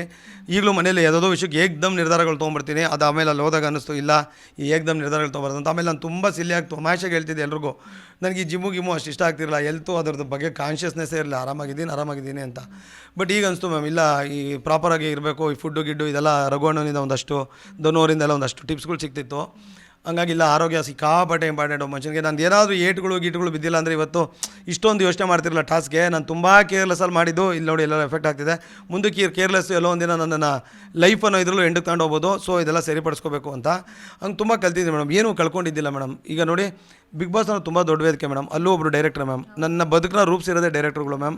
ನಮ್ಮ ವಿಜಯ್ ಅಣ್ಣ ಆಗ್ಬೋದು, ಸೂರಿ ಸರ್ ಆಗ್ಬೋದು, ಮೊದಲನೇ ಸಿನಿಮಾದಿಂದ ಸಂತೋಷ್ ಸರಿಂದ ಕೊನೆಯವರೆಗೂ ನೂರಾರು ಹೆಸರು ಬರುತ್ತೆ ಅವ್ರುಗಳೇ. ಇಲ್ಲೂ ಇಷ್ಟು ದೊಡ್ಡ ವೇದಿಕೆ ಕೊಟ್ಟು ಕಲ್ಪಿಸಿದ್ದು ಒಬ್ಬ ಡೈರೆಕ್ಟ್ರು ಮ್ಯಾಮ್. ನನಗೆ ಕಳ್ಕೊಂಡಿದ್ದೇನೆ ಮ್ಯಾಮ್, ಪಡ್ಕೊಂಡಿದ್ದೆ ತುಂಬ ಇದೆ ಮ್ಯಾಮ್. ಒಂದು ಜಿಮ್ ಬಾಡಿ ರಮ್ ಬಾಡಿ ಅಂತ ವೈರಲ್ ಆಗಿದೆ, ಕೇಳಿದ್ರೆ ಯಾರಾದ್ರದ್ದು ಗೊತ್ತಾಯ್ತಾ? ಅದೇನೆ ಜಿಮ್ ಬಾಡಿ ಅವರು, ನೀವಿಬ್ರು ಹಿಂಗೆ ನಿಂತ್ಕೊಂಡು ತೋರಿಸ್ತಿರ್ತಿರಲ್ಲ, ರಮ್ ಬಾಡಿ ನೀವು ಅಂತ ವೈರಲ್ ಮಾಡಿದ್ದಾರೆ ಮೇಡಮ್. ನನ್ನ ಇಡೀ ದೇಹ ನನ್ನ ಸೊಂಟ ಸೈಜ್ ತೂಕ ಹಾಕ್ಬಿಟ್ಟು ಆ ಎಪ್ಪೊಂದು ಬರೀ ಬೈಸಿಪ್ಸ್ ತೂಕ ಹಾಕಿದ್ರು ರಘುವಣ್ಣಂದು ಸೇಮ್ ಸೈಜ್ ಇದೆ ಮೇಡಮ್. ನಾವು ಫೈಟ್ ಮಾಡಿ ಗೆಲ್ಲಕ್ಕೆ ಸಿನಿಮಾದಲ್ಲಾದರೆ ಬಿಡಿ ಮ್ಯಾಮ್, ಕತೆ ಪ್ರಕಾರ ಏನೋ ಮಾಡಿರ್ತೀವಿ, ಆಯಿತು ಅವ್ನು ತುಂಬ ದಪ್ಪ ಇರ್ತಾನೆ, ಇಷ್ಟು ದೊಡ್ಡ ಹೀರೋ ಹೊಡೆಯೋಕ್ಕಾಗಲ್ಲ ಅಂದರು, ಚಾಕು ಗೀಕುಲಿ ಚುಚ್ಚಿಗಿಚ್ಚಿ ಏನೋ ಗೆದ್ದ ಅಂತ ಅನ್ಬೋದು. ಅಲ್ಲಿ 6.5 ಹೈಟು, 140 ಕಿಲೋ ವೆಯ್ಟು, MMA ಚಾಂಪಿಯನ್ನು. ಎಲ್ಲಿ ಮ್ಯಾಮ್ ನಾನು ಅದು ಜಿಮ್ಮೇ ಮಾಡ್ಕೊಂಬಂದಿದ್ದೆ. ನಾವು ಬರೀ ದಮ್ಮೆ ಹೊಡ್ಕೊಂಬಂದಿದ್ದೀವಿ. ಎಲ್ಲಿಂದ ಗೆಲ್ಲಿ ಮೇಡಮ್. ನಾನೀಗ ಅವ್ರ ಹೆಸರುಗಳನ್ನ ಹೇಳ್ತಾ ಹೋಗ್ತೀನಿ, ನಿಮ್ಗೆ ಏನು ಅನಿಸುತ್ತೆ ಅಂತ ಹೇಳ್ತಾ ಹೋಗಿ. ರಿಷಾ ಅಂದರೆ ಮ್ಯಾಮ್ ನನಗೀಗಲೂ ನನಗೆ ಅರ್ಥನೇ ಆಗದಿರೋ ಕ್ಯಾರೆಕ್ಟರ್ ಅದು. ಏನಕ್ಕೆ ನಗ್ತಾವ್ರೆ, ಏನೋ ಕಳ್ತಾವ್ರೆ ಅಂತಲೇ ಗೊತ್ತಿಲ್ಲ ಮ್ಯಾಮ್. ತುಂಬ ಚಿಕ್ಕ ಹುಡುಗಿ ಮ್ಯಾಮ್. ಪಾಪ ಏನೋ ಬಂದಿದ್ದಾರೆ, ಪಾಪ ಅವ್ರು ಅವ್ರು ಆಡ್ತಿದ್ದಾರೆ ಮ್ಯಾಮ್. ಗಿಲ್ಲಿ ತುಂಬ ಫನ್ನು ಮ್ಯಾಮ್, ತುಂಬ ಕಾಮಿಡಿ, ತುಂಬ ಚೆನ್ನಾಗಿ ಆಡ್ತಿದ್ದಾನೆ ಮ್ಯಾಮ್. ಮ್ಯಾಮ್ ನಿಜವಾಗ್ಲೂ ಸಖತ್ ಕರೆಕ್ಟಾಗಿ ಅವ್ರು ಗೊತ್ತಿಲ್ಲ, ಯಾರಿಗೂ ಅಲ್ಲಿ ಗೊತ್ತಿಲ್ಲ ಮೇಡಮ್. ಗೊತ್ತಿದ್ದು ಆಟ ಆಡೋಕ್ಕೆ ಆಗೋದೇ ಇಲ್ಲ ಬಿಗ್ ಬಾಸ್. ಗೊತ್ತಿಲ್ಲದೇ ಆಟ ತುಂಬ ಕರೆಕ್ಟಾಗಿ ಹೆಜ್ಜೆ ಇಡ್ತಾರೋ ಅಂತ ಸೂಪರ್ ಹುಡುಗಿ ಮ್ಯಾಮ್. ರಘು ಅಣ್ಣನಿಗೆ ಅವರು ಬಾಡಿ ಮತ್ತು ಅವ್ರ ಲಕ್ಕು ಎರಡೂ ಸಾಥ್ ಕೊಡ್ತಿದ್ದೆ ಮ್ಯಾಮ್. ಅವ್ರೊಂಥರ ಈ ವುಮೆನ್ ಫೈಟರ್ ಥರ ಮೇಡಮ್. ಆದರೆ ಅವ್ರಿಗೆ ಅಷ್ಟೆಲ್ಲ ಮಾಡ್ಕೊಂಬಂದ್ರೂ ಅದಾದಮೇಲೆ ಮಾತಲ್ಲಿ ತಾಳ್ಮೇಲೆ ಉಳಿಸ್ಕೋಬೇಕು ಅನ್ನೋದು ಗೊತ್ತಾಗ್ತಿಲ್ಲ. ಫೈಟ್ನ ಜಾಸ್ತಿ ಮಾಡಿಕೊಂಡು ಆ ಈಗೋ ಎಲ್ಲ ಕಮ್ಮಿ ಮಾಡಿಕೊಂಡ್ರೆ ಒಳ್ಳೆ ಆಟ ಆಡ್ಬೋದು. ಧ್ರುವ ಮ್ಯಾಮ್ ನನಗೆ ಅವ್ನು ಅರ್ಥನೇ ಆಗಿಲ್ಲ, ಅದಕ್ಕೆ ನಾನು ಅಲ್ಲೂ ಹೇಳಿದೆ. ಅಂದರೆ ತುಂಬ ಒಳ್ಳೆ ಹುಡುಗ ಅವನು. ಒಂದೊಂದ್ಸಲಿ ಶವ ಇದ್ದಂಗೆ ಸೈಲೆಂಟ್ ಆಗಿರ್ತಾನೆ, ಒಂದ್ಸಲಿ ಫುಲ್ಲು ಶಿವ ಆಗ್ಬಿಡ್ತಾನೆ ಅವನು. ನಾನು ಅವ್ನಿಗೆ ಅದೇ ಹೇಳ್ತಿದ್ದೆ, ಏನೋ ಸ್ಪೀಕರ್ ನೋಡ್ಕೊಂಬಂದಿದ್ಯಾ, ಹಿಂಗೆ ಕಿರ್ಚಾಡ್ತೀಯಾ, ಒಂದೊಂದ್ಸತಿ ಆಫ್ ಆಗೋಯ್ತ್ಯಾ ಅಂತ. ಬಟ್ ಆಟ ಆಡ್ತಿದ್ದಾರೆ ಮ್ಯಾಮ್, ಹಂಗಾಗಿ ಸೇವ್ ಆಗಿ ಬರ್ತಿದ್ದಾರೆ. ಒಳ್ಳೆ ಹುಡುಗ ಮ್ಯಾಮ್. ಅಭಿ ನನಗೆ ಎಲ್ಲೋ ಅಷ್ಟು ಕಾಣಿಸ್ತಾನೆ ಇಲ್ಲ ಮ್ಯಾಮ್. ಅಂದರೆ ತುಂಬ ಕಮ್ಮಿ ಇದೆ. ಅವ್ರು ಆಚೆನೂ ಹಂಗೆ ಕಂಡಿರ್ಬೋದು, ನನಗೆ ಗೊತ್ತಿಲ್ಲ. ಈ 3 ವಾರ ಲಕ್ಕು ಕೈ ಹಿಡಿತಿದ್ದೆ ಮ್ಯಾಮ್ ಅವ್ರನ್ನ. ಧನುಷ್ ತುಂಬ ಒಳ್ಳೆ ಟಾಸ್ಕ್ ಮಾಸ್ಟರ್ ಮ್ಯಾಮ್. ಆಟದಲ್ಲಿ ಸೂಪರು. ಮನೇಲಿ ಒಂಚೂರು ಇಂಪ್ರೂವ್ ಮಾಡ್ಕೊಂಡ್ರೆ ಇನ್ನೂ ಚೆನ್ನಾಗುತ್ತೆ ಮ್ಯಾಮ್. ನಿಜವಾಗ್ಲೂ ನಾನು ಆಚೆ ಏನೋ ಅವ್ರ ಬಗ್ಗೆ ಗೊತ್ತಿಲ್ಲ, ಬಟ್ ಏನೋ ನೆಗೆಟಿವ್ ಆಗಿದೆ, ಏನೇನೋ ಕೇಳ್ಪಟ್ಟೆ ಮೇಡಮ್. ಇಲ್ಲಿ ಬಂದು ಅಲ್ಲಿ ತುಂಬ ಸ್ವೀಟ್ ವುಮೆನ್ ಮ್ಯಾಮ್. ಅವರು ಯಾರಿಗೂ ಹರ್ಟ್ ಮಾಡಿದೆ, ಜಗಳನೂ ಮುದ್ದಾಗಿ ಜಗಳ ಆಡ್ಬೋದು ಅನ್ನೋದನ್ನು ನೋಡಬೇಕು ಅಂದರೆ ಜಾನ್ವಿ ಮ್ಯಾಮ್ ನೋಡಬೇಕು ಮ್ಯಾಮ್. ಕಡಕು ಮೇಡಮ್ ಅವರು ಒಂಥರ ಕಮಾಂಡೋ ಥರ. ಆಚೆನೂ ಹಂಗೆ ಇದೆ ಅಂತ ಅವ್ರದ್ದು. ಆಚೆ ನನಗೆ ಗೊತ್ತಿತ್ತು ಅವ್ರು ಹೋರಾಟದಲ್ಲಿರೋದು ಅಂತ, ಅಲ್ಲೂ ಹೋರಾಡ್ಕೊಂಡೇ ಇದ್ದಾರೆ ಮ್ಯಾಮ್. ಮ್ಯಾಮ್ ದೇವರಣೆ ಅಲ್ಲಿ ಫೇಕಾಗಿ ನೀವು ನಾಟಕ ಮಾಡೋಕ್ಕೆ ಆಗಲ್ಲ. ಹಂಗೆ ಫೇಕಾಗಿ ಮಾಡೋಂಗಿದ್ರೆ ನಾನು ಆಚೆ ಕಡೆ ಕಾಕ್ರೋಚ್ ಸುದ್ದಿ ಅಂತ ನೀವೇನು ಪಾತ್ರಗಳು ನೋಡಿ ಅಂದ್ಕೊಂಡಿದ್ದೀರಿ, ಆ ಕಾಕ್ರೋಚ್ ಸುದ್ದಿನೇ ನೋಡ್ತಿದ್ರಿ. ನೀವೇ ಹೇಳಿದ್ರಿ ಸರ್ ಅಂತ. ಹಂಗೆ ಆ ಟೈಮ್ಗೆ ಅನ್ಬೇಕು, ಏನೇನೋ ಅಂತೀವಿ, ಆ ಮನಸ್ಥಿತಿಗೆ ಏನೋ ಅನ್ಬೇಕು, ಅಲ್ಲಂಗೆ ಅನಿಸುತ್ತೆ. ನೀವು ಸಾಧ್ಯನೇ ಇಲ್ಲ ಮೇಡಮ್ ಫೇಕಾಗಿರೋಕ್ಕೆ. ಯಾರು ಗೆಲ್ತಾರೆ, ಯಾರು ಗೆಲ್ಲಬೇಕು, ಯಾರು ಗೆಲ್ಲಬಹುದು ಮೇಡಮ್? ನನಗೆ ಯಾರು ಗೆಲ್ಲಬೇಕು ಅನ್ನೋದ್ರಲ್ಲಿ ಇಲ್ಲ ಮ್ಯಾಮ್. ಯಾಕಂದರೆ ಅಲ್ಲಿರೋರು ಎಲ್ಲರೂ ಸ್ನೇಹಿತರು ಮ್ಯಾಮ್. ಎಲ್ಲರೂ ನಮ್ಮ ಸಿನಿಮಾದ ಹುಡುಗರೆ, ಎಲ್ಲರೂ ಗೊತ್ತಿರೋ ಹುಡುಗರೆ. ಆ ಟೈಮ್ಗೇನೋ ಮಾತುಗಳು ಆಡಿರ್ಬೋದು, ಜಗಳ ಆಡಿರ್ಬೋದು. ಒಬ್ಬರು ಸ್ವಲ್ಪ ಹತ್ರ ಅನಿಸಿರ್ಬೋದು, ಒಬ್ಬರು ಅಷ್ಟಲ್ಲ ನಮಗೆ ಅನಿಸಿರ್ಬೋದು. ಅರ್ಹತೆ ಇರೋರು ಯಾರು ಗೆದ್ರೂ ಖುಷಿನೇ ಮೇಡಮ್. ಆಮೇಲೆ ಈಗಲೇ ಇವರೇ ಗೆಲ್ತಾರೆ ಅಂತ ಹೇಳೋಕ್ಕಲ್ಲ ಮ್ಯಾಮ್. ಒಂದೊಂದು ವಾರ ಒಂದು ಡೈಮೆನ್ಷನ್ ಚೇಂಜ್ ಆಗ್ತಿರುತ್ತೆ. ಈ ವಾರ ನೋಡಿ ಯಾರು ಸಖತ್ತಾಗಿರ್ತಾರೋ, ಯಾರು ಆಚೆ ಬರ್ತಾರೋ ಗೊತ್ತಿಲ್ಲ. ಇಷ್ಟು ಬೇಗ ಹೇಳೋಕ್ಕಾಗಲ್ಲ ಅನ್ಸುತ್ತೆ ಮ್ಯಾಮ್. ಜಾನ್ವಿ ಅವರು ನಿಮ್ಮ ಮುಂದೆ ಒಂದು ಮಾತು ಹೇಳ್ತಾರೆ. ಇವನ್ ನಮ್ಗಳಿಗೂ ಕೇಳುವಾಗ ಒಂಥರ ಅನಿಸ್ತೀವಿ, ಏನಪ್ಪ ಹಿಂಗೆ ಮಾತಾಡ್ತಾರೆ ಅಂತ. ಯಾರನ್ನೂ ಹುಡುಗರೆಲ್ಲ ಇಲ್ಲಿ ನೋಡ್ತಿದ್ರೆ ಯಾರನ್ನೂ ಮ್ಯಾನ್ಲಿ ಅಂತ ಫೀಲ್ ಆಗ್ತಾನೆ ಇಲ್ಲ. ಒಬ್ಬೊಬ್ರು ಒಂದೊಂದು ಥರ ಇದ್ದಾರೆ ಅಂತ. ಅದು ಅವ್ರು ಕಾಮಿಡಿಯಾಗಿ ಹೇಳಿದ್ರೋ ಏನೋ ಗೊತ್ತಿಲ್ಲ, ಬಟ್ ಹೊರಗಡೆ ಕೇಳೋದಕ್ಕೆ ಒಂಥರ ಹಿಂಸೆ ಅಂತ ಅನಿಸ್ತು. ನೀವು ಏನು ಹೇಳೋದಕ್ಕೆ ಇಷ್ಟ? ನಾನು ಅಲ್ಲಿ ಕೂತಿದ್ದೆ, ನೀವು ಯಾವ ಅರ್ಥದಲ್ಲಿ ಹೇಳಿರಿ ಅಂತ ಕೇಳೋಣ ಅನ್ಕೊಂಡಿದ್ದೆ. ಇವತ್ತು ಬೆಳಗ್ಗೆ ಇದ್ದಿದ್ರೆ ಕೇಳ್ತಿದ್ದೆ, ಬಟ್ ಅವ್ರು ಅದೊಂದು ಡೆಫಿನೇಷನ್ ಕೊಟ್ರಲ್ಲ. ಅಂದರೆ ಅಲ್ಲಿ ಭಯಂಕರ ಹೆಣ್ಮಕ್ಳದೇ ಜಗಳ ಮ್ಯಾಮ್. ನಾನೇ ಹೇಳ್ದಲ್ಲ, ಆಚೆ ಕಡೆ ಆ್ಯಂಟಿ ವಿಲನ್ಗಳ ಹತ್ರ ಹೊಡೆದಾಡ್ಬೋದು, ಈ ಆ್ಯಂಟಿ ವಿಲನ್ಗಳ ಹತ್ರ ಹೊಡೆದಾಡೋಕ್ಕಾಗಲ್ಲ. ಅವರಿಬ್ಬರೇ ಆ್ಯಂಟಿಗಳಲ್ಲಿ. ಅಂದರೆ ಇನ್ನು ಮಿಕ್ತವೆಲ್ಲ ಚಿಕ್ಕ ಮಕ್ಕಳಲ್ವಾ, ಸಣ್ಣವು. ಅಲ್ಲಿ ಎಲ್ಲ ಹುಡುಗರು ಗೊತ್ತಿದೆ. ಅಪ್ಪ ಈ ಹೆಂಗಸರು ಬಾಯಿಗೆ ಏನೋ ಹಿಂಗೆ ಜಗಳ ಆಡ್ಬೇಕು, 10 ನಿಮಿಷಕ್ಕೆ ಬಿಡ್ಬೇಕು, 4 ಅವರ್ ಬಾಯಿ ಬರ್ಕೊಂಡು ಕಿದ್ದಾಡೋಕ್ಕಾಯ್ತದ ಮ್ಯಾಮ್. ಹಂಗೆ ಅಂತ ಮೇ ಬಿ ಅವ್ರು ಅದನ್ನೇ ಹೇಳ್ತಾರೆ, ಇದರಲ್ಲೇ ಹೇಳ್ತಾರೆ. ಯಾಕಂದರೆ ರಘುವಣ್ಣನು ಸಖತ್ ಆಚೆ. ರಘುವಣ್ಣನ ಕೇಳಿ ಅದು ಹೇಳಿ, ಸಾರ್ ನಾನು ಆಚೆ ಇರೋ ಥರ ಇಲ್ಲಿ ಇದ್ಬಿಟ್ರೆ ಎಲ್ಲ ಮುರಿದೋಗ್ಬಿಡ್ತಾರೆ ಸಾರ್, ಹಂಗೆ ಇರೋಕ್ಕಾಗಲ್ಲ ಅಂತ. ಯಾಕಂದ್ರೆ ರಘುವಣ್ಣ ಆಚೆ ಫೈಟ್ರು, ಹಿಂಗೆ ಅಂದರೆ ಹಂಗೆ ಗೊತ್ತವ್ರಿಗೆ ಯಾವ ಮೂಳೆ ತಿರುಗಿಬಿಡುತ್ತೆ ಅಂತ. ಆಮೇಲೆ ಅದು ಮ್ಯಾನ್ ಹ್ಯಾಂಡ್ಲಿಂಗ್ ಆಗ್ಬಿಡ್ತದೆ. ರಿಷಾ ಅವ್ರು ಒಂದು ಏಟು ಹೊಡೆದಿದ್ದೆ, ಹೆಂಗಾಯಿತು, ನಾವುಗಳೇ ಉಳಿಸ್ಕೊಂಡು ಬಿಡಿ ಅಣ್ಣ, ಸಣ್ಣ ಮಗಳು ಹೆಣ್ಮಗಳು ಏನೋ ಮಾಡಿಬಿಟ್ಲು, ಇದೊಂದು ಸರಿ ಬಿಡಿ ಅಣ್ಣ ಅಂತ ಎಲ್ಲರೂ ಏನೇನು ಹೇಳಿದ್ರು ಗೊತ್ತೆ. ನಾನು ಅದನ್ನೇ ಹೇಳಿದೆ, ಇದೊಂದು ಚಾನ್ಸ್ ಕೊಡಿ ಅಣ್ಣ, ಗಿಲ್ಲಿನೇ ಕ್ಷಮಿಸ್ಬಿಟ್ಟ ಅಂತ. ಅದೇ ಗಿಲ್ಲಿ ಹೊಡೆದ್ಬಿಡಿದ್ರೆ ರಿಷಾ ಕ್ಷಮಿಸ್ತಿದ್ರಾ? ಕ್ಷಮಿಸಲ್ಲ. ಗಂಡು ಮಕ್ಳು ಹೃದಯ ಬೇರೆ ಥರ ಮ್ಯಾಮ್.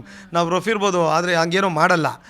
ಮೇ ಬಿ ಅದೇ ಅರ್ಥದಲ್ಲಿ ಹೇಳಿ ಅಂತ ಮೇಡಮ್ ಹೇಳಿದ್ರು. ನಾನು ಅದೇ ಕೇಳೋಣ ಅಂದ್ಕೊಂಡು, ಇಲ್ಲ ಮೇಡಮ್ ನೀವೇನೋ ಬೇರೆ ಹೇಳಿದ್ರಿ ನಮ್ಮ ಬಗ್ಗೆ ಅಂತ ಹೇಳೋಣ ಅಂದ್ಕೊಂಡ್ವಿ.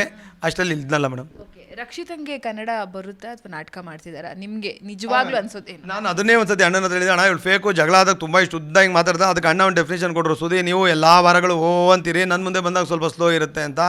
ಮೇ ಬಿ ಇದು ಇರ್ಬೋದು. ಬಟ್ ಅವ್ರು ಕನ್ನಡ ಬರುತ್ತೆ ಮ್ಯಾಮ್, ಚೆನ್ನಾಗಿ ಮಾತಾಡ್ತಾರೆ. ಆಮೇಲೆ ಧ್ರುವಂತ ಹೇಳ್ದಂಗೆ ಬಾಂಬೆ ಅವರು ಅಂದಾಗ ಹಿಂದಿ ಒಂಚೂರು ಮಿಕ್ಸ್ ಆಗುತ್ತೆ, ಅದೆಲ್ಲೂ ಕಾಣಲಿಲ್ಲ ಅವ್ರ ಬಾಯಲ್ಲಿ ಒಂದಿನೂ ಹಿಂದಿ ಕಾಣಲಿಲ್ಲ. ಹಂಗಾಗಿ ಕರೆಕ್ಟಾಗಿ ಗೊತ್ತಿಲ್ಲ ಮ್ಯಾಮ್ ನನಗೆ. ನಿಮ್ಮ ಬಗ್ಗೆ ನಾನು ಸಾಕಷ್ಟು ಬಾರಿ ಮಾತಾಡಿಸಿದ್ದೀನಿ. ಅದರಲ್ಲಿ ನಿಮ್ಮ ಹೆಜ್ಜೆ ಯಾವತ್ತು ಅಂದರೆ ಒಂದೊಂದು ಹೆಜ್ಜೆನೂ ತುಂಬ ಕಷ್ಟಪಟ್ಟು ಬಂದಂಥವ್ರು, ಲೈಫಲ್ಲಿ ಏನೇನೋ ಕೆಟ್ಟ ತೀರ್ಮಾನಗಳನ್ನು ತಗೊಂಡು ಅದರಿಂದಲೂ ಕೂಡ ಹೊರಗೆ ಬಂದವರು, ವಿಷಾನೋದನ್ನ ಕುಡಿದು ಸಾವನ್ನೇ ಗೆದ್ದು ಬಂದು ಇಲ್ಲಿ ಕೂತು ಇವತ್ತು ಬಿಗ್ ಬಾಸ್ ಮನೆಗೆ ಹೋಗಿ ಏನಿಲ್ಲ ಅಂದರೂ ಒಂದಷ್ಟು ಹೃದಯಗಳನ್ನು ಮತ್ತೆ ಗೆದ್ದಿದ್ದೀರಾ. ಒಂದಷ್ಟು ಜನಕ್ಕೆ ಕಾಕ್ರೋಚ್ ಅಂದರೆ ತುಂಬ ಇಷ್ಟ. ಓಕೆನಾ, ಏನು ಹೇಳೋದಕ್ಕೆ ಇಷ್ಟಪಡ್ತೀರಾ ಸರ್? ನಿಮ್ಮ ಮಾತುಗಳು ಸ್ಫೂರ್ತಿ ಆಗಲಿ ಅನ್ನೋ ಕಾರಣಕ್ಕೋಸ್ಕರ. ಮ್ಯಾಮ್ ಅಂದರೆ ಒಂದಷ್ಟು ತುಂಬ ಪ್ರೀತಿಸೋ ಹೃದಯಗಳಿಗೆ ಹರ್ಟ್ ಆಗಿದೆ ನನ್ನಿಂದ, ನಾನು ಸೋತಿದ್ದು. ಆಮೇಲೆ ಏನಾಗುತ್ತೆ ಗೊತ್ತಾ ಮ್ಯಾಮ್, ಈಗ ಒಂದು ಕ್ರಿಕೆಟ್ ಟೀಮ್ ಅಂತ ತೊಗೊಳ್ಳಿ ಮ್ಯಾಮ್, ನಿಮಗೆ ಎಷ್ಟು ನಾವು ಒಂದು 100 ಕೋಟಿ ಜನಸಂಖ್ಯೆ ಇದೀವಿ ಮೇಡಮ್ ಟೋಟಲ್ ಇಂಡಿಯಾಲಿ. ಅಲ್ಲಿ 11 ಜನ ಆಯ್ದಿರ್ತಾರೆ ಮ್ಯಾಮ್. ಎಲ್ಲರೂ ಎಕ್ಸ್ಟ್ರಾಡಿನರಿ ಅನ್ನೋದ್ರಿಂದನೇ ಅಲ್ಲ ಮೇಡಮ್, ಒಂದು 15 ಜನನ ಕ್ರಿಕೆಟ್ ಟೀಮ್ ಮಾಡಿರ್ತಾರೆ. 15 ಜನದಲ್ಲೂ ಒಬ್ಬೊಬ್ರು ಇನ್ನೂ ಮೇಲಿರ್ತಾರೆ ಮ್ಯಾಮ್. ನಿಮ್ಮ ಕ್ರಮಾಂಕದಲ್ಲಿ ಬಂದಾಗ ವಿರಾಟ್ ಕೊಹ್ಲಿ ಅವರು ಕಾಲಘಟ್ಟದಲ್ಲಿ ವಿರಾಟ್ ಕೊಹ್ಲಿ ಅವರು ಅಷ್ಟೇ ಸಿದ್ದು, ಸಚಿನ್ ಸರ್ ಕಾಲಘಟ್ಟದಲ್ಲಿ ಸಚಿನ್ ಅವ್ರದ್ದು ಇತ್ತು. ಒಬ್ಬೊಬ್ರು ಹಂಗಿರ್ತಾರೆ ಮ್ಯಾಮ್. ಆ 15 ಜನದಲ್ಲೂ ಒಂದಷ್ಟು ಡಿಫ್ರೆನ್ಸ್ ಇರುತ್ತೆ ಮೇಡಮ್. ಹಂಗೆ ಇಲ್ಲೂ ಒಂದಷ್ಟು ಡಿಫ್ರೆನ್ಸ್ ಇರುತ್ತೆ ಮ್ಯಾಮ್. ಮೇ ಬಿ ಎಲ್ಲೋ ನಾನು ಕೆಲವು ಹೆಜ್ಜೆಗಳು ರಾಂಗಾಗಿಟ್ಟೆ ಅನ್ಸುತ್ತೆ. ಆಮೇಲೆ ನನಗೆ ಹಂಗೆ ಉಚ್ಚಾಪಟ್ಟೆ ಹಂಗೆ ಆಡೋಕ್ಕೆ ಬರಲ್ಲ ಮ್ಯಾಮ್. ನಾನು ಇದ್ದಿದ್ದು ಹಿಂಗೆ, ಮೇ ಬಿ ನಂದು ಅಲ್ಲೆಲ್ಲ ಒಂಚೂರು ಲೋ ಅನಿಸುತ್ತೆ. ಆಮೇಲೆ ಅದೇ ನೀವು ಹೇಳ್ದಂಗೆ ಆ ಎಕ್ಸ್ಪೆಕ್ಟೇಷನ್ ನಿಮ್ದೇನಿತ್ತಲ್ಲ ರಿಯಲ್ ಲೈಫಲ್ಲಿ ನಾನು ಅದಲ್ಲ ಮ್ಯಾಮ್, ಅದೆಲ್ಲೋ ರಾಂಗ್ ಆಯಿತು ಅನ್ಸುತ್ತೆ ಮ್ಯಾಮ್. ಹೇಗೆ ನಿಮ್ಮ ಹೆಜ್ಜೆಗಳ ಬಗ್ಗೆ ಹೇಳಿ ಸರ್, ಹೆಂಗಿತ್ತು ಲೈಫು? ಈ ಆಚೆದ ಮ್ಯಾಮ್, ಆಚೆದ ಆಲ್ಮೋಸ್ಟ್ ನಿಮಗೆ ಎಲ್ಲ ಗೊತ್ತಲ್ಲ ಮ್ಯಾಮ್, ತುಂಬ ಕಷ್ಟದ ಹೆಜ್ಜೆಗಳು, ಒಂದಷ್ಟು ಲಕ್ಕ ಕೈ ಹಿಡಿತು ಅನಿಸುತ್ತೆ. ದೇವ್ರ ಥರ ಡೈರೆಕ್ಟರ್ಗಳು ಬಂದರು. ನಾನು ಸಾಯಿಮಾಲು ಅದನ್ನೇ ಹೇಳಿದೆ, ನಾನು ದೇವ್ರ ರೂಪ ಹೆಂಗಿದೆಯೋ ಡೈರೆಕ್ಟಾಗಿ ನೋಡಿಲ್ಲ, ಆದರೆ ಡೈರೆಕ್ಟ್ರುಗಳಲ್ಲಿ ದೇವ್ರ ರೂಪನ ಕಾಣ್ತಿದ್ದೀನಿ ಅಂತ. ಇದು ಅಷ್ಟೇ, ಒಬ್ಬ ಡೈರೆಕ್ಟ್ರ್ ಕರೆದು ಕೆಲಸ ಕೊಟ್ಟಿದ್ದಕ್ಕೆ ಬಿಗ್ ಬಾಸು. ಅದು ಎಲ್ಲರಿಗೂ ಇದೆ ಮೇಡಮ್ ಆ ಕಷ್ಟ, ಯಾರಿಗೆಲ್ಲ. ನಿಮ್ಮದು ಹಳೇದು ಕೇಳಿದ್ರೆ ಇವತ್ತಿಲ್ಲಿ ಬಂದು ಕೂತ್ಕೊಳ್ಳೋಕೆ ನೀವು ತುಂಬ ಕಷ್ಟ ಬಿದ್ದೀರಿ. ಏಕ್ದಮ್ ಮೈಕ್ ಕೊಡ್ತಾರೆ ಮ್ಯಾಮ್ ನಿಮಗೆ, ಏಕ್ದಮ್ ಅವರು ಕ್ಯಾಮ್ರಾ ಕೊಡ್ತಾರೆ ma'am. First assistant, second assistant, ಅಲ್ಲಿಂದ ಬಂದು ಒಂದು ಕ್ಯಾಮ್ರಾಮ್ಯಾನು, ಆಮೇಲೆ ಸೂಪರ್ ಕ್ಯಾಮ್ರಾಮ್ಯಾನು, ಆಮೇಲೆ ಎಕ್ಸ್ಟ್ರಾಡಿನರಿ ಕ್ಯಾಮ್ರಾಮ್ಯಾನು, ನಿಮ್ಮದು ಹಂಗೆ ಬಂದು ಒಂದಿನ ಆ್ಯಂಕರು, ಆಮೇಲೆ ಒಂದೇನೋ ಒಂದು ಪೋಸ್ಟು, ಅಲ್ಲಿಂದ ಚಾನಲ್ ಹೆಡ್ಡು, ಹಂಗೆ ಒಂದು ಅರ್ಧ ದಾರಿಯಲ್ಲಿ ಇದ್ದೀನಿ ಅನಿಸುತ್ತೆ ಮ್ಯಾಮ್. ಎಲ್ಲೋ ಒಂದು ಜೂನಿಯರ್ ಆರ್ಟಿಸ್ಟಿಂದ ಒಂದು ವಿಲನ್ ತನಕ ಇದು ಹಿಂಗೆ ಆದಾಗ ಈಗ 2 ತೆಲುಗು ಸಿನಿಮಾ ಮಾಡಿದೆ ಮ್ಯಾಮ್. ಮಾದೇವ ನೋಡು ಒಂದು ಸಿನಿಮಾ ಸಿಕ್ತು ಮ್ಯಾಮ್ ನನಗೆ ತೆಲುಗುನೇ ಬರಲ್ಲ, ಆದರೂ ಕರೆದು ನನ್ನ ಕೈಯಲ್ಲಿ ಮಾಡಿಸ್ಕೊಂಡ್ರು ಮ್ಯಾಮ್. ನಾ ಹುಡುಗ ಬೇಕು, ಅವರೇ ವಾಡೆ ಕಾವಾಲಿ ಅನ್ನೋ ಥರದಂದು ಅವೆಲ್ಲ ಖುಷಿ ಇದೆ ಮ್ಯಾಮ್. ಇಲ್ಲಿ ಗಂಟ ಬಂದಿದ್ದೀನಿ, ಇಲ್ಲೇನೋ ಪ್ಲಸ್ ಆಗೋದ್ರೆ ಮುಂದಕ್ಕೆ ಹೋಗ್ತೀನಿ, ಮೈನಸ್ ಆಗಿದ್ರೆ ಮತ್ತೆ ಅದನ್ನು ತಿದ್ಕೊಂಡು ಮತ್ತೆ 2 ಮೆಟ್ಲು ಕೆಳಗಿಳಿದಿದ್ರೆ ಮತ್ತೆ 2 ಮೆಟ್ಲು ಹತ್ತಿ ನನ್ನಿಂದ ನೋವಾದವ್ರಿಗೆ ಬೇರೆ ಸಿನಿಮಾ ಮೂಲಕ ರನ್ಸು ಏನೋ ಮಾಡಿ ಮತ್ತೆ ಆ ಮನಸ್ಸಿಗೆಲ್ಲ ಪ್ರಯತ್ನ ಮಾಡ್ತೀನಿ ಮ್ಯಾಮ್. ಎಣ್ಣೆ ಮಿಸ್ ಮಾಡ್ಕೊಂಡ್ರೆ ಸರ್? ಎಣ್ಣೆ ಹೊಡಿತೀರಾ ನೀವು? ಕೊಡಿ ಮ್ಯಾಮ್, ಎಣ್ಣೆ ಹೊಡಿತೀನಿ ಮ್ಯಾಮ್. ಎಣ್ಣೆ ಹೊಡೆಯಲ್ಲ ಅಂತಂದರೆ ತುಂಬ ಸುಳ್ಳಾಗುತ್ತೆ ಮ್ಯಾಮ್. ಅಂದರೆ ಮಿಸ್ ಮಾಡಿಕೊಂಡು ಎಣ್ಣೆಗೆ ಏನಾದರೂ ನಾನು ಹಂಗೆ ಎಣ್ಣೆ ಇಂಪಾರ್ಟೆಂಟ್ ಇದ್ದರೆ ಬಿಗ್ ಬಾಸ್ಗೆ ಹೋಗ್ತಿರಲಿಲ್ಲ ಮ್ಯಾಮ್. ಪಾರ್ಟಿಗಳಿದ್ದಾಗ ಎಣ್ಣೆ ಹೊಡೆದಿದ್ದೀನಿ ಮ್ಯಾಮ್. ನಾವು ಬೆಳೆದಿದ್ದು ನಾವು ಪೇಂಟ್ರುಗಳು ಮ್ಯಾಮ್, ಬೇಸಿಕಲಿ ಪೇಂಟ್ರು ಮ್ಯಾಮ್. ನಮ್ಮದ್ರಲ್ಲಿ ಒಂದಿದೆ, ಎಣ್ಣೆ ಹೊಡೆದ್ರೆ ಕೈ ನಡುಗುತ್ತೆ ಅನ್ನೋ ಥರದ್ದು ನಮ್ಮ ಫೀಲ್ಡಲ್ಲಿ. ನಾನು ಅಲ್ಲಿಂದ ಬಂದವನು, ನಾನು ಎಣ್ಣೆ ಹೊಡೆಯಲ್ಲ ಅಂದರೆ ತುಂಬ ದೊಡ್ಡ ಸುಳ್ಳು. ಹಂಗಂತ ಎಣ್ಣೆನೇ ಹೊಡೆಯೋದು ನಾನು ಬದುಕಲ್ಲ ಮ್ಯಾಮ್. ಪಾರ್ಟಿ ಗಿಟ್ಟಿದ್ದಾಗಿದೆ, ಈಗ ತುಂಬ ಕಮ್ಮಿ ಇದೆ. ಬಿಕಾಸ್ ನಾನು ಸಿನಿಮಾದಲ್ಲಿರೋದ್ರಿಂದ ನನ್ನ ಹೆಲ್ತು, ನನ್ನ ಮುಖ, ಕಣ್ಣು ಅದೆಲ್ಲ ಇರುತ್ತೆ. ಬೆಳಗ್ಗೆ ಎದ್ದರೆ ಜವಾಬ್ದಾರಿ ಜಾಸ್ತಿ ಇದೆ, ಅಲ್ಲೆಲ್ಲೋ ಹೋಗಿ ತಲೆನೋವು, ಕಣ್ಣು ಊದಿಸ್ಕೊಂಡು ಕೂತ್ಕೋಬಾರ್ದು ಅನ್ನೋದ್ರಿಂದ ನಾನು ತುಂಬ ಕಮ್ಮಿ. ಶೂಟಿಂಗ್ ಇದ್ದಾಗ ನಾನು ಅದೇ ಕೀರ್ತಿ ಎಂಟಿ ಅವರಲ್ಲೂ ಹೇಳಿದ್ದೆ, ಸರ್ ಶೂಟಿಂಗ್ ಅಂತ ಬಂದರೆ ದೇಹನ ದೇಗುಲ ಥರ ಇಟ್ಕೋತೀನಿ ಅಂತ. ಹಂಗಿದೆ ಮ್ಯಾಮ್. ಆಮೇಲೆ ಸಿಗರೇಟು ತುಂಬ ಜಾಸ್ತಿ ಸೇದಲ್ಲ, ಬಟ್ ಅಲ್ಲಿ ನಿಮಗೆ ಅಲ್ಲಾಗೋ ಒಂದೊಂದು ಕೆಲವು ಇದಕ್ಕೆ ಸಿಗರೇಟ್ ಬೇಕು ಅನಿಸಿದ್ದು. ಅದು ಏನೋ ಮಾಡೋಕ್ಕೋಗಿ ಎಡವಟ್ಟು ಮಾಡಿ 2 ವಾರ ಸಿಗರೇಟ್ ಹೊಗೆ ಹಾಕಿದ್ದೆ ನಾನು. ಇಲ್ಲ ಮ್ಯಾಮ್, ಹಂಗಿದ್ರೆ ನಾನು ಬಿಗ್ ಬಾಸ್ಗೆ ಹೋಗ್ತಿರಲಿಲ್ಲ ಮ್ಯಾಮ್. ಬಿಗ್ ಬಾಸ್ ಮೇಲೆ ಯಾರ ಕ್ರಶ್ ಆಯಿತಾ? ಈ ವಾವ್ ಚೆನ್ನಾಗಿದ್ದಾರಪ್ಪ ಅನ್ನೋ ಥರ ಕ್ರಶ್ ಕೊಡಿ ಮ್ಯಾಮ್. ನಾನು ಎಲ್ಲೋ ದೂರದಲ್ಲಿ ಹೆಣ್ಮಕ್ಳೇ ಇಲ್ದಿರೋ ಥರದ್ದು ಯಾವುದೋ ಕೆಲಸ ಮಾಡ್ತಿಲ್ಲ ಮ್ಯಾಮ್. ನಾನು ಇರೋದೇ ಸಮುದ್ರದಲ್ಲಿ ಮ್ಯಾಮ್. ಸಿನಿಮಾ ಮ್ಯಾಮ್, ಈಗ ಕೆಲವು ಯಾವುದೋ ಕೆಲಸಗಳಲ್ಲಿ ಹೆಣ್ಮಕ್ಳೇ ನೋಡೋಕ್ಕಲ್ಲ, ಅಥವಾ ಸುಂದರವಾಗಿರೋ ಹೆಣ್ಮಕ್ಳೇ ನೋಡೋಕ್ಕಾಗಲ್ಲ. ಎಲ್ಲ ಕಡೆ ಸುಂದರವಾಗಿರೋ ಹೆಣ್ಮಕ್ಳಿದ್ದಾರೆ. ಕೆಲವು ಕೆಲಸಗಳು ಯಾವುದೋ ಒಂದು ಸ್ಟೀಲ್ ಫ್ಯಾಕ್ಟ್ರಿ, ಯಾವುದೋ ಒಂದು ಹಾರ್ನೆಸ್ಸು, ಈ ಬೆಂಕಿಲೇ ಕೆಲಸ ಮಾಡೋ ಅಂಥ ಫ್ಯಾಕ್ಟ್ರಿಗಳಲ್ಲಿ ಗಂಡು ಮಕ್ಕಳೇ ಹೆಚ್ಚಿಗೆ ಕೆಲಸ ಮಾಡ್ತಾರೆ ಮ್ಯಾಮ್. ಆ ಥರದ ಫೀಲ್ಡಲ್ಲಿಲ್ಲ ಮ್ಯಾಮ್. ನಾನು ಇರೋದೇ ಸಿನಿಮಾ ಲ್ಯಾಂಡಲ್ಲಿ ಮೇಡಮ್. ಸಮುದ್ರದಲ್ಲಿ ನಾನು ಶಿಪ್ಪಲ್ಲಿ ಕೆಲಸ ಮಾಡ್ತಿರೋದು ಮ್ಯಾಮ್. ನಮಗೆ ಸಮುದ್ರದಲ್ಲಿ ಮೀನುಗಳಿಲ್ವ ಮ್ಯಾಮ್. ಹಂಗಿದ್ದೀರಿ 15 ವರ್ಷದಲ್ಲಿ ಯಾವುದೋ ಒಂದು ಕ್ರಶ್ ಆಗಿ ಏನೋ ಮಾಡ್ಕೊಬೋದಿತ್ತಲ್ವ ಮ್ಯಾಮ್. ಸೊ ಅಂದರೆ ದೂರ ಅಂತಲ್ಲ ಮ್ಯಾಮ್, ನಾನು ಅಲ್ಲೇ ಇದ್ದೀನಿ. ಅಲ್ಲಿ ಹೋಗಿ ಹಂಗೆ ಅದು ಅಷ್ಟೊಂದು ಕ್ಯಾಮ್ರಾ ಮಧ್ಯೆ ಮಾಡ್ಕೊಳ್ಳೋಂಥದ್ದೇನಿದೆ ಮ್ಯಾಮ್. ಒಳ್ಳೆ ಸ್ನೇಹ ಇತ್ತು, ಒಳ್ಳೆ ಸಂಬಂಧಗಳಿತ್ತು. ಎಲ್ಲರೂ ಆಲ್ಮೋಸ್ಟ್ ಅಣ್ಣ ಅಂತ ಕರೆಯೋರು. ಅಶ್ವಿನಿ ಮ್ಯಾಮು ನಾನು ಅಣ್ಣ ಅಂತ ಕರೆಯೋರು. ಹಂಗಾಗಿ ಜಾನ್ವಿ ಅವರು ನಾನು ಯಾಕೆ ಎಲ್ಲರೂ ಅಣ್ಣ ಅಂತ ಕರಿಬೇಕು, ನಾನು ಸುದಿ ಅವರೇ ಅಂತ ಕರಿತೀನಿ, ಅದರಲ್ಲೂ ರೆಸ್ಪೆಕ್ಟ್ ಇದೆ, ಕರೀರಿ ಮೇಡಮ್ ಅಂತ. ನಾನು ಮೇಡಮ್ ಬಿಟ್ಟು ಬೇರೆ ಕರೆದೇ ಇಲ್ಲ ಮ್ಯಾಮ್. ಅಂದರೆ ಯಾವಾಗಾದ್ರು ತಮಾಷೆಗೆ ಜಾನ್ಸ್ ಅದು ಇದು ಅಂತಿದ್ದೆ ರೇಕ್ಸಕ್ಕೆ, ಅದು ಬಿಟ್ಟು ಚಿಕ್ಕವ್ರಿಗೂ ಅಪ್ಪಿ ಹೇಳು ಚಿನ್ನ ಅಂತ ಇದೆ. ಅದು ಚಿನ್ನ ಬಂದು ಆ ಚಿನ್ನ ಅಲ್ಲ ಮ್ಯಾಮ್. ನಮ್ಮ ಸಿನಿಮಾಲಿ ಎಲ್ಲರೂ ಹುಡುಗರು ಏನು ಚಿನ್ನ ಹೇಳು ಚಿನ್ನ ಬಾ ಚಿನ್ನ, ನಾನು ಅಷ್ಟೆಣ್ಣು ಚಿನ್ನ ಅಂತ ಕರೆಯೋದು. ಆ ಥರದಂದೀನಿ, ಅಪ್ಪಿ ಅಂತಂದೀನಿ. ಅದು ಬಿಟ್ಟು ಮಿಕ್ಕಿದ ಹುಡುಗಿ ಯಾರು ಕ್ರಶ್ ಆಗ ಏಜ್ ಅವರಲ್ಲ ಮ್ಯಾಮ್. ಇವ್ರುಗಳು ಆ ಥರದ ಮೆಚುರಿಟಿ ಇಲ್ದಿರೋ ಹೆಣ್ಮಕ್ಳು ಅಲ್ಲ ಮ್ಯಾಮ್. ಅಪ್ಪ ಅಮ್ಮನ ಬಗ್ಗೆ ನೆನ್ಪು ಮಾಡ್ಕೊಳ್ಳೋದಾದ್ರೆ ನಿಮ್ಮ ಮಗ ನಿಮ್ಮ ವೈಫ್ ಬಗ್ಗೆ ಹೇಳೋದಾದ್ರೆ ಅವ್ರದ್ದೆಲ್ಲದು ಸ್ಯಾಕ್ರಿಫೈಷನ್ ಇರುತ್ತೆ ಅವ್ರ ಬಗ್ಗೆ. ನನ್ನ ವೈಫು ಆ ತೀರ್ಮಾನ ತೊಗೊಂಡು ಹೋಗೋ ಒಂದಿನ ನಾನು ಹೋಗ್ತಾ ಇಲ್ಲ. ಬಿಕಾಸ್ ನನ್ನ ವೈಫು ನಮಗೆ ತುಂಬ ದೊಡ್ಡವ್ರದ್ದೆಲ್ಲ ಸಾತಿಲ್ಲ ಮ್ಯಾಮ್. ನಮ್ಮ ತುಂಬ ಸಂಬಂಧಿಕರ ಜೊತೆ ಬೆಳೆದಿಲ್ಲ. ಯಾಕಂದರೆ ಸಂಬಂಧಗಳಲ್ಲಿ ತುಂಬ ನೋವು ಅನ್ಭವಿಸ್ದೋ ನಾನು. ಸಂಬಂಧಿಕರೇ ಬೇಡ, ನಾನು ಇವತ್ತವರೆಗೂ ಒಂದು ಮದುವೆಗೆ ಹೋಗಿಲ್ಲ, ಬೇಡ ಯಾರೂ ಇಲ್ಲ ನಮಗೆ ಅಂತ ಆ ಥರದ್ದೇನೋ ಕಷ್ಟದಲ್ಲಿ ಬೆಳೆದವ್ ನಾನು. ನನ್ನ ವೈಫ್ ತುಂಬ ಧೈರ್ಯ ಕೊಡು, ನಮ್ಮಪ್ಪ ನಾನು ಇದನ್ನು ಬಿಡೋ, ತಲೆ ಕೆಡಿಸ್ಕೋಬೇಡ ಅಂತ. ನನ್ನ ಮಗನೊಂದು ಯಾವಾಗಲೂ ಇತ್ತು ಮ್ಯಾಮ್, ಸ್ವಲ್ಪ ತುಂಟ ಅವನು. ಅದ್ರದ್ದೊಂದು ಭಯ ಆಯಿತು, ಈ ದೀಪಾವಳಿ ಅದೆಲ್ಲ ಬಂದಾಗ ಪಟಾಕಿ ಗಿಟಾಕಿದೆ ಏನಾದರೂ ಅನ್ನೋದು ಕಾಡುತ್ತೆ ಮ್ಯಾಮ್. ಮನೆ ಕಾಡುತ್ತೆ. ಆಚೆಯಿಂದ ಏನು 5 ವಾರ 6 ವಾರ ಅನಿಸುತ್ತೆ, ಬಟ್ ಒಳಗಡೆ ಒಂದೊಂದು ಯುಗ ಥರ ಆಗುತ್ತೆ ಮ್ಯಾಮ್, ಅದು ಕಾಡುತ್ತೆ ಮ್ಯಾಮ್. ಅಂದರೆ ಕಾಮನ್ ಆಗಿ ಇರೋದೇ ಹಾಗೆ. ಈಗ ನೀವು ಹೆಸರು ಮಾಡಿದರೆ ನಿಮ್ಮ ಹಿಂದೆ ಸಾಕಷ್ಟು ಜನ ಇರ್ತಾರೆ, ಏನು ಇಲ್ದಾಗ ನಿಲ್ಲೋರು ಕಡಿಮೆ. ಸೊ ಈಗ ಒಂದು ಹೆಸರು ಮಾಡಿದಿರ, ಕರ್ನಾಟಕ ಜನತೆಗೆ ನೀವು ಹೆಸರುವಾಸಿ ಅಂತಲೇ ಹೇಳ್ಬೋದು. ಎಲ್ಲರಿಗೂ ಕೂಡ ಗೊತ್ತು, ಯಾಕಂದರೆ ಬಿಗ್ ಬಾಸ್ ಶೋನ ನೋಡೋದವ್ರು ಇಲ್ಲ, ಪ್ರತಿಯೊಬ್ಬರು ಕೂತ್ಕೊಂಡು ನೋಡ್ತಾರೆ. ಸೊ ಮಿಸ್ ಮಾಡದೆ ನೋಡ್ತಾರೆ 9:30 ಗಂಟೆ ಕಾದು. ಸೊ ಎಲ್ರಿಗೂ ಕೂಡ ಪರಿಚಯ ಆಗಿದ್ದೀರ ಈಗ ನೀವು. ಇವಾಗ ಮೇ ಬಿ ಎಲ್ಲರೂ ಹತ್ರ ಬರ್ಬೋದು ನಿಮ್ಮ ಹತ್ರ. ಮ್ಯಾಮ್ ಯಾವಾಗಲೂ ಕರ್ನಾಟಕ ಜನ ನನಗೆ ತುಂಬ ಪ್ರೀತಿಸಿದ್ದಾರೆ ಮ್ಯಾಮ್. ಈ ಸುತ್ತಮುತ್ತ ಫ್ಯಾಮಿಲಿ ಮ್ಯಾಮ್ ನಾನು ಯಾವತ್ತೂ ನನ್ನ ಮಗನಿಗೂ ಒಂದು ಯಾವಾಗ ಹೇಳಿ ಬೆಳೆಸ್ತೀನಿ, ಮಗನೇ ಈ ಸಂಬಂಧಿಕರು ಅಂತ ಇದೆಯಲ್ಲ, ಆ ಬಂಧನದೊಳಗೆ ಸಿಗಾಕೊಳ್ಳೇ ಬೇಡ. ಯಾವತ್ತೂ ಯಾವ ಸಂಬಂಧಿಕರು ಬರಲ್ಲ. ಕೆಲವ್ರ ಕಡೆ ಇರ್ಬೋದು ಮ್ಯಾಮ್. ನನ್ನ ಲೈಫ್ದು ನಾನು ಎಲ್ಲರದು ಹೇಳಲ್ಲ, ಕ್ಷಮಿಸ್ಬಿಡ್ಲಿ ಎಲ್ಲರೂ. ನನ್ನ ಲೈಫಲ್ಲಿ ನಾನು ಆ ಥರದ್ದು ನೋಡಿದ್ದೀನಿ ಮ್ಯಾಮ್. ರಾತ್ರಿ 2 ಗಂಟೆಲೂ ಒಬ್ಬ ಸ್ನೇಹಿತ ಎದ್ದು ಬರ್ತಾನೆ ಮೇಡಮ್. ಸ್ನೇಹಿತಲೇ ಒಂದು ಹಿತ ಇದೆ ಮೇಡಮ್. ಸ್ನೇಹಿತ ಅನ್ನೋ ಹೆಸರಲ್ಲೇ ಒಂದು ಹಿತ ಇದೆ ಮೇಡಮ್. ನನ್ನ ಬದುಕಲ್ಲಿ ಪ್ರತಿ ಹೆಜ್ಜೆಯಲ್ಲೂ ನನಗೆ ಸಾಥ್ ಕೊಟ್ಟಿರೋ ಸ್ನೇಹಿತರು ಮ್ಯಾಮ್. ನನಗಂತೇಳಿ ಬೇರೆಯವ್ರದ್ದು ಹಂಗೆ ಹೇಳ್ತಿಲ್ಲ, ಗೊತ್ತಿಲ್ಲ, ನಂದ್ರಲ್ಲಿ ಹಂಗೆ ಆಗಿತ್ತು. ಕೆಲವು ಸಂಬಂಧಗಳು ನಂಗೆ ನೋವು ಮಾಡಿತ್ತು ಚಿಕ್ಕ ವಯಸ್ಸಲ್ಲಿ. ನಮ್ಮ ಕಷ್ಟಗಳಲ್ಲಿ ಅವ್ರು ಯಾರೂ ಬರಲಿಲ್ಲ ಮ್ಯಾಮ್. ಕೆಲವು ನಮ್ಮ ಅಣ್ಣನು ಓದೋ ಟೈಮಲ್ಲಿ ಆ ಥರದ್ದು ಏನೇನೋ ಆಗಿದೆ ನನಗೆ. ಆ ಎಲ್ಲ ಟೈಮಲ್ಲೂ ಸ್ನೇಹಿತರೆ ಸಾಥ್ ಕೊಟ್ಟಿದ್ರು. ಈಗಲೂ ನಾನು ಬಿಗ್ ಬಾಸಲ್ಲಿದ್ದಾಗ ಆಚೆ ನಾನು ಒಂದೊಂದು ಬಟ್ಟೆಯಿಂದ ಹಿಡಿದು ಒಂದೊಂದು ವಿಚಾರಗಳು, ನನ್ನ ಮನೆಯದು ಎಲ್ಲ ಕಷ್ಟಗಳನ್ನು ನನಗೋಸ್ಕರ ನನಗಿಂತ ಜಾಸ್ತಿ ಹೋರಾಡೋದು ನನ್ನೊಬ್ಬ ಸ್ನೇಹಿತ ರಾಕಿ ಅಂತ. ನಾನು ಸೈಮಾ ಬಡಲು ಆ ಹೆಸರು ಹೇಳಿದೆ ಮ್ಯಾಮ್. ಆ ಥರ ತುಂಬ ಜನ ನನ್ನ ಸ್ನೇಹಿತರಿದ್ದಾರೆ. ಹಾಗಾಗಿ ನಾನು ಸ್ನೇಹಿತರು ಆ ಥರ ಈ ಥರದ್ದು ಬಂದಾಗ, ಆಮೇಲೆ ನಾನು ಒಂದು ತಮಾಷೆಗೂ ಮತ್ತು ಒಂದು ಸೀರಿಯಸ್ ಆಗೂ ಹೇಳಿದೆ ಮ್ಯಾಮ್. ಯಾರದೇ ಮನೆಯಲ್ಲಿ ಜಿರಳೆ ಸಿಕ್ಕರೆ ಒಡೆದು ಆಚೆ ಹಾಕಿ ಅಂತಾರೆ, ಆದರೆ ಒಂದು ಜಿರಳೆ ಆಚೆ ಓಡಾಡ್ತಿದ್ದ ಹಿಡಿದು ಒಳಗಾಕಿದ್ದೆ ನನ್ನ ಪ್ರೀತಿಸೋ ನನ್ನ ಕನ್ನಡದ ಜನ, ನನ್ನನ್ನು ಪ್ರೀತಿಸೋ ಜನ. ನಾನು ಇವತ್ತು ಇಷ್ಟು ದೊಡ್ಡ ಮನೆಗೆ ಬಂದೆ ಅಂದರೆ ಅದು ನನ್ನ ಪ್ರೀತಿಸೋ ಜನ. ಈ ಕಾಕ್ರೋಜು ಒಳಗೋಗಲಿ ಅಂತ ಬಿಟ್ಟಿದ್ದು. ಬಟ್ ಮೇ ಬಿ ಎಲ್ಲೋ ನಾನು ಅವರ ನಿರೀಕ್ಷೆ ಸ್ವಲ್ಪ ಕಮ್ಮಿ ಆಗಿತ್ತು ಅನಿಸುತ್ತೆ. 50 ಡೇಸು ಒಂದು ದೊಡ್ಡ ವಿಚಾರ ಮ್ಯಾಮ್. ನಾವು ಸಿನಿಮಾದವರು, ನಾವು ಯಾವಾಗಲೂ ಎಲ್ರಿಗೂ ಹೇಳ್ತೀನಿ, 100 ವರ್ಷ ಚೆನ್ನಾಗಿರು ಅಂತ ಹೇಳೋದಿಲ್ಲ ನಾನು ಸಿನಿಮಾದವ್ರಿಗೆ. ನೀನು ಸಿನಿಮಾ 100 ದಿನ ಓಡಲಿ ಅಂತಲೇ ಯಾವಾಗ ಹೇಳೋದು. ಅಂಥದ್ರಲ್ಲಿ 50 ದಿನ ಬಂದಿದೆ ಮ್ಯಾಮ್.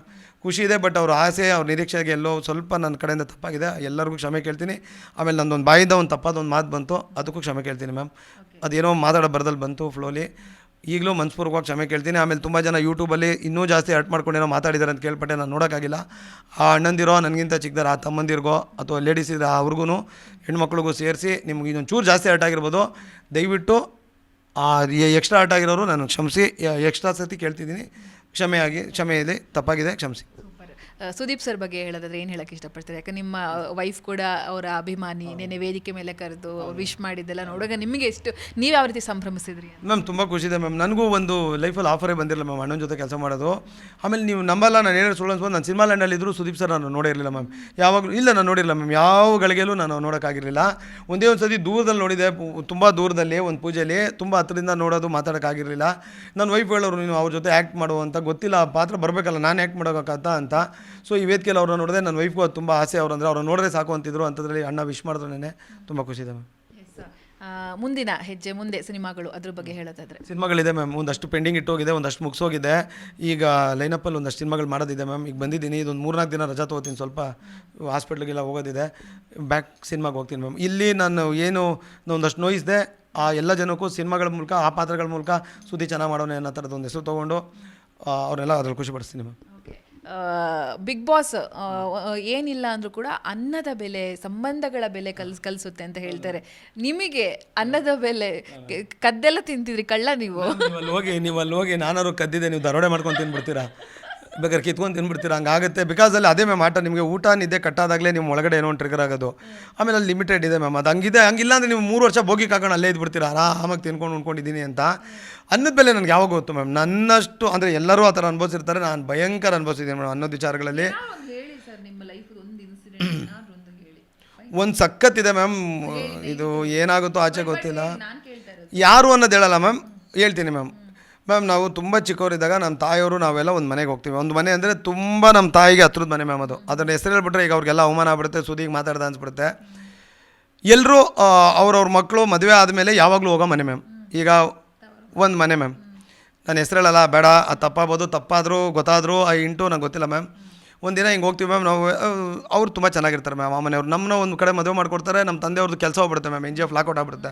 ತುಂಬ ಕಷ್ಟಕ್ಕೆ ಸಿಕ್ಕಾಕೋತೀವಿ. ಅಪ್ಪ ಊರ ಕಡೆ ಹೋಗ್ತಾರೆ, ಏನೋ ಅವ್ರು ಕೆಲಸ ಮಾಡಿ ಹೆಂಗಾರು ಏನೋ ದುಡಿತೀನಿ ಅಂತ. ಯಾಕಂದ್ರೆ ಅಪ್ಪ ಗೌರ್ಮೆಂಟ್ ಎಂಪ್ಲಾಯ್, ಅವ್ರಿಗೇನು ಗೊತ್ತಿರಲ್ಲ, ಅಲ್ಲಿ ಪ್ರೊಕ್ಲೈನರ್ ಆಪ್ರೇಟ್ರು. ಆ ಥರದ ಫ್ಯಾಕ್ಟ್ರಿಗಳು ಪ್ರೈವೇಟಲ್ಲಿ ಪ್ರೊಕ್ಲೈನರ್ಗಳೇ ಇರಲಿಲ್ಲ. ಹಂಗಾಗಿ ಏನೋ ಮಾಡಬೇಕು ಅಂತ ಗೊತ್ತಿಲ್ಲದೆ ಅಲ್ಲಿ ಹೋಗ್ತಾರೆ. ಆ ಥರದ್ದು ಏನೋ ಕಾಲಘಟ್ಟ. ನಾವು ಒಂದು ಸತಿ ಅದೇ ನಮ್ಮ ಮನೆಗೆ ಹೋಗ್ತೀವಿ ಮ್ಯಾಮ್, ಸಂಬಂಧಿಕರು ಮನೆ, ನಾನು ಪುಟ್ಟವನು, ನಮ್ಮ ಅಣ್ಣ ಇನ್ನೊಂಚೂರು ದೊಡ್ಡವರು. ಅವ್ರ ಮನೆಗೆ ಹೋಗ್ತೀವಿ. ಹೋದಾಗ ಒಂದು 12 ಗಂಟೆ 12:30 ಆ ಥರ ಟೈಮಲ್ಲಿ ಹೋಗ್ತೀವಿ. ಹೋದಾಗ ಈಗ ಬಂದ್ಯಾ, ಬಾ ಸುಜಾ, ಈಗ ಬಂದ, ಬಾ ಹಂಗೆ ಅಂತ. ಅಯ್ಯೋ ನಂಗೆ ನೀವು ಬರೋದೇ ಗೊತ್ತಿಲ್ವಲ್ಲ, ಹಂಗಿದ್ದೀರ, ಅಡುಗೆ ಮಾಡಿರ್ತಿದ್ದೆ. ಆಗ ಫೋನ್ಗಳಿಲ್ಲ ಮ್ಯಾಮ್ ಯಾರ ಹತ್ರನೂ. ತುಂಬ ಹಳೇದಿದ್ದು ನಾನು ಹೇಳ್ತಿರೋದು, 94, 93, 92 ಆ 93, 94 ಕಾಲಘಟ್ಟ. ಇರಲಿ, ಗೊತ್ತಾಗಲಿಲ್ಲ ಬಿಡಿ, ಬಂದೆ ಅಂತ ನಮ್ಮ ತಾಯಿ ಹೇಳ್ತಾರೆ. ಇದು ಬೇಗ ಅಡುಗೆ ಮಾಡ್ಬಿಡ್ತೀನಿ ಹಂಗೆಲ್ಲ ಅಂತಾರೆ. ಆಗೆಲ್ಲೋ ಒಂದು ಕಡೆ ಸ್ಮೆಲ್ ಬರ್ತಾ ಇರುತ್ತೆ ಮೇಡಮ್ ನನಗೆ. ಮಟನ್ ಸಾರದು, ಮಸಾಲೆ ಸಾರದು ಒಂದು ಸ್ಮೆಲ್ ಬರ್ತಿರುತ್ತೆ. ಎಲ್ಲೋ ಸಕ್ಕ ಸ್ಮೆಲ್ ಬರ್ತಾ ಇದೆಯಲ್ಲ ಅಂತ ಅನ್ಕೋತೀವಿ. ಏನೋ ಅಕ್ಕಪಕ್ಕದ ಮನೆದಿರ್ಬೋದು, ಆಯಿತು ಏನೋ ಒಂದು ಸಾರು ಮಾಡ್ಬಿಡ್ತೀನಿ ಅಂತ ಅವ್ರು ಅಂತಿರ್ತಾರೆ. ಆ ಸ್ಮೆಲ್ಲು ಬತ್ತಾ ಜಾಸ್ತಿ ಆಗ್ತಾನೆ ಇರ್ತೀನಿ. ಜಾಸ್ತಿ ಸ್ಮೆಲ್ ಬರ್ತಾ ಇದೆಯಲ್ಲ ಅಂದ್ಕೊಂಡು ನಾನು ಹೋಗಿ ಒಂದು ರೂಮ್ ಬಾಗಿಲು ತೆಗಿತೀನಿ ಮೇಡಮ್. ಬೀರುವಿಂದ ಒಂಚೂರು ಸೇರ್ವ ಅಂತೀವಿ ನಾವು ನಮ್ಮ ಭಾಷೆಯಲ್ಲಿ, ಏನು ಮಾಂಸ ಸಾರು, ಸೇರ್ವ ನಮ್ಮ ಏರಿಯಾ ಭಾಷೆ, ಮಾಂಸ ಸಾರು ಒಂಚೂರು ಹಿಂಗೆ ಬಂದಿರುತ್ತೆ. ಇದೇನೋ ಇದು ಇಲ್ಲಿ ಹಿಂಗೆ ಬೀರುವಿಂದ ಹಿಂಗೇನೋ ಬಂದು ನಿಂತೈತಲ್ಲ, ಇದೇನೋ ಸಾರು ಅಂತೀನಿ. ಅಷ್ಟು ನಮ್ಮ ಅಮ್ಮ ಬರ್ತಾರೆ, ಇದೇನೋ ಹಿಂಗೆ ಸಾರು ಬರ್ತಿದೆಯಲ್ಲ ಅಂದ್ಬಿಟ್ಟು ಇದೇನು ಅಂತ ಅಮ್ಮ ಬೀರು ತೆಗಿತಾರೆ ಮ್ಯಾಮ್. ಇಡೋ ಬರ್ದಲ್ಲಿ ಹೆಂಗೋ ಅರ್ಜೆಂಟಲ್ಲಿ ಇಟ್ಬಿಟ್ಟು ಬಟ್ಟೆ ಮೇಲೆ ಇಟ್ಬಿಟ್ಟು ಅದು ಒರಗಿಕೊಂಡು ಒಂಚೂರು ನೀರು ಸೇರ್ವ ಫ್ಲೋ ಆಗಿಬಿಟ್ಟಿರುತ್ತೆ ಮ್ಯಾಮ್ ಬೀರುವಿಂದ ಆಚೆ. ಇದೇನು ಹಿಂಗೆ ಐತಲ್ಲ ಅಂತ ಹಿಂಗೆ ತೆಗ್ಬಿಡ್ತಾರೆ ಮ್ಯಾಮ್. ಬಡಾರ್ ಅಂತ ಕುಕ್ಕರ್ ಬಿದ್ದೋಗುತ್ತೆ ಮ್ಯಾಮ್, ಬಿದ್ದು ಓಪನ್ ಆಗಿಬಿಡುತ್ತೆ ಮ್ಯಾಮ್. ಮಾಂಸ ಸಾರು ಮಾಡಿರ್ತಾರೆ ಮ್ಯಾಮ್ ಮನೇಲಿ, ಅದನ್ನ ಔಸಿಟ್ಟಿರ್ತಾರೆ ಮ್ಯಾಮ್. ನಾವು ಬಂದ್ವಿ ಅಂತ ಹೆಂಗಾಗುತ್ತೆ ಅಂದರೆ, ನಾನು ತುಂಬ ಚಿಕ್ಕವನು, ಅಷ್ಟು ಗೊತ್ತಾಗಲಿಲ್ಲ. ನಮ್ಮ ತಾಯಿ ಬಿಕ್ಕಳಿಸ್ಕೊಂಡು ಹತ್ಕೊಂಡು ನಮ್ಮ ಅಣ್ಣನ ಕೈ ಹಿಡ್ಕೊಂಡು ಮಧ್ಯಾಹ್ನ ಆ ಮನೆಯಿಂದ ಕರ್ಕೊಂಬರ್ತಾರೆ ಮ್ಯಾಮ್. ಆಗ ನಾನು ಮನಸ್ಸಲ್ಲಿ ಅನ್ಕೊತೀನಿ, ನನ್ನ ಜೀವ ಇರೋವರೆಗೂ ಇನ್ನು ಈ ಮನೇಲಿ ಅನ್ನ ತಿನ್ನಲ್ಲ, ಇವ್ರ ಜೀವ ಹೋದ್ರು ನಾನು ಬರಲ್ಲ, ನನ್ನ ಜೀವ ಹೋದ್ರು ಇವ್ರು ಬರಬಾರ್ದು ಅಂತ. ಈ ಥರದ್ದು ಒಂದು ಬೇರೆ ಘಟನೆ ನಡೀತೆ ಮ್ಯಾಮ್. ಅದಕ್ಕೆ ನನಗೆ ಆ ಸಂಬಂಧಗಳ ಮೇಲೆ ನಂಬಿಕೆ ಹೋಗ್ಬಿಡುತ್ತೆ ಮ್ಯಾಮ್. ಗೊತ್ತಿಲ್ಲ ಮ್ಯಾಮ್, ನೀವು ಕೇಳಿದ್ದಕ್ಕೆ ಹೇಳಿದೆ. ಇದು ನನಗೆ ಸಾಯೋವರೆಗೂ ಸತ್ತು ಮಣ್ಣಾದರೂ ಮರೆಯಲ್ಲ ಮ್ಯಾಮ್. ಅನ್ನದ ಬೆಲೆ ನನಗೆ ಗೊತ್ತಿರೋ ಅಷ್ಟು ಸಾಧ್ಯನೇ ಇಲ್ಲ ಮೇಡಮ್. ಅಂದರೆ ಎಲ್ಲರಿಗೂ ಆ ಥರದ್ದು ಆಗಿರೋರು ಗೊತ್ತಿದೆ ಮ್ಯಾಮ್.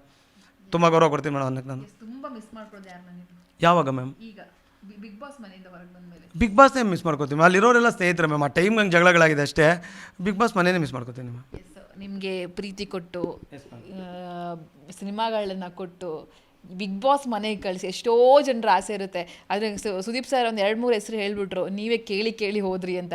ಅದರಲ್ಲಿ ಒಬ್ರದ್ದು ಜಾನ್ವಿ ಹೆಸರು, ಒಬ್ರು ಧ್ರುವಂತ ಹೆಸರು, ಅಂದರೆ ಅವರೇ ರಿಕ್ವೆಸ್ಟ್ ಮಾಡ್ಕೊಂಡು ಹೋದ್ರು ಅಂತ. ಬಟ್ ನನ್ನ ಪ್ರಕಾರ ನಿಮಗೆ ಆಪರ್ಚುನಿಟಿ ಬಂದಿರೋದು ಹುಡುಕೊಂಡು. ಏನು ಹೇಳೋದಕ್ಕೆ ಇಷ್ಟಪಡ್ತೀರಿ ಸರ್? ಮ್ಯಾಮ್, ಆ ಥರದ್ದೇನು ಇಲ್ಲ ಮ್ಯಾಮ್. ಅದು ನನಗೆ ಅವ್ರು ಕೇಳೋದ್ರ ಬಗ್ಗೆ, ಅವರು ನಮಗಿಂತ ಚಿಕ್ಕವರು, ಇವ್ರು ನಮ್ಗೆ ಕರೆದ್ರು ಅಂತ ಏನು ಅಂದ್ರೆ ಇಲ್ಲ ಮ್ಯಾಮ್.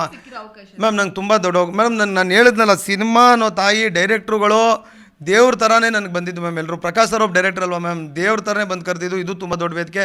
ಮೇ ಬಿ ಅದೇ ನಾನು ಇನ್ನೊಂದು ಚೂರು ಚೆನ್ನಾಗಿ ಮಾಡಿದರೆ ಇನ್ನೊಂದು ಚೂರು ಆಗಿರೋದೇನೋ, ಎಲ್ಲೋ ತಪ್ಪೇ ಆಯ್ತೇನೋ, ಮೈನಸ್ಸೇ ಆಯ್ತೇನೋ, ಪ್ಲಸ್ ಆಯಿತು, ಇನ್ನೂ ನಂಗೆ ಗೊತ್ತೇ ಇಲ್ಲ ಮ್ಯಾಮ್. ಬಂದಿದ್ದ ತಕ್ಷಣ ಇಲ್ಲಿ ಬಂದು ಕೂತಿದ್ದೀನಿ ಬೆಳಗ್ಗೆಯಿಂದ. ಎಲ್ಲರ ಮೇಲೂ ಆ ಪ್ರೀತಿ ಇದೆ ಮ್ಯಾಮ್. ನನಗೆ ಆ ಪ್ರೀತಿ ಸಿಕ್ಕಿದೆ ಮ್ಯಾಮ್. ಅಷ್ಟು ದೊಡ್ಡ ಡೈರೆಕ್ಟ್ರು ನಾನು ಕರೆದ್ರು ಅಂದಾಗ ಅದು ತುಂಬ ಪ್ರೀತಿ ಮ್ಯಾಮ್. ಅದ್ರಲ್ಲಿ ನಾನು ಏನೋ ಆ ಥರದ್ದು ಹೇಳ್ಕೊಳ್ಳಲ್ಲ. ನನ್ನ ಡೈರೆಕ್ಟ್ರಿಗೆ ಯಾವಾಗೂ ಚಿರಋಣಿ ಮ್ಯಾಮ್. ಕಲರ್ಸ್ ಅವ್ರು ಯಾವಾಗ ಏನಕ್ಕೆ ಕರೆದ್ರು ಬಂದು ಕೆಲಸ ಮಾಡ್ತೀನಿ ಮ್ಯಾಮ್.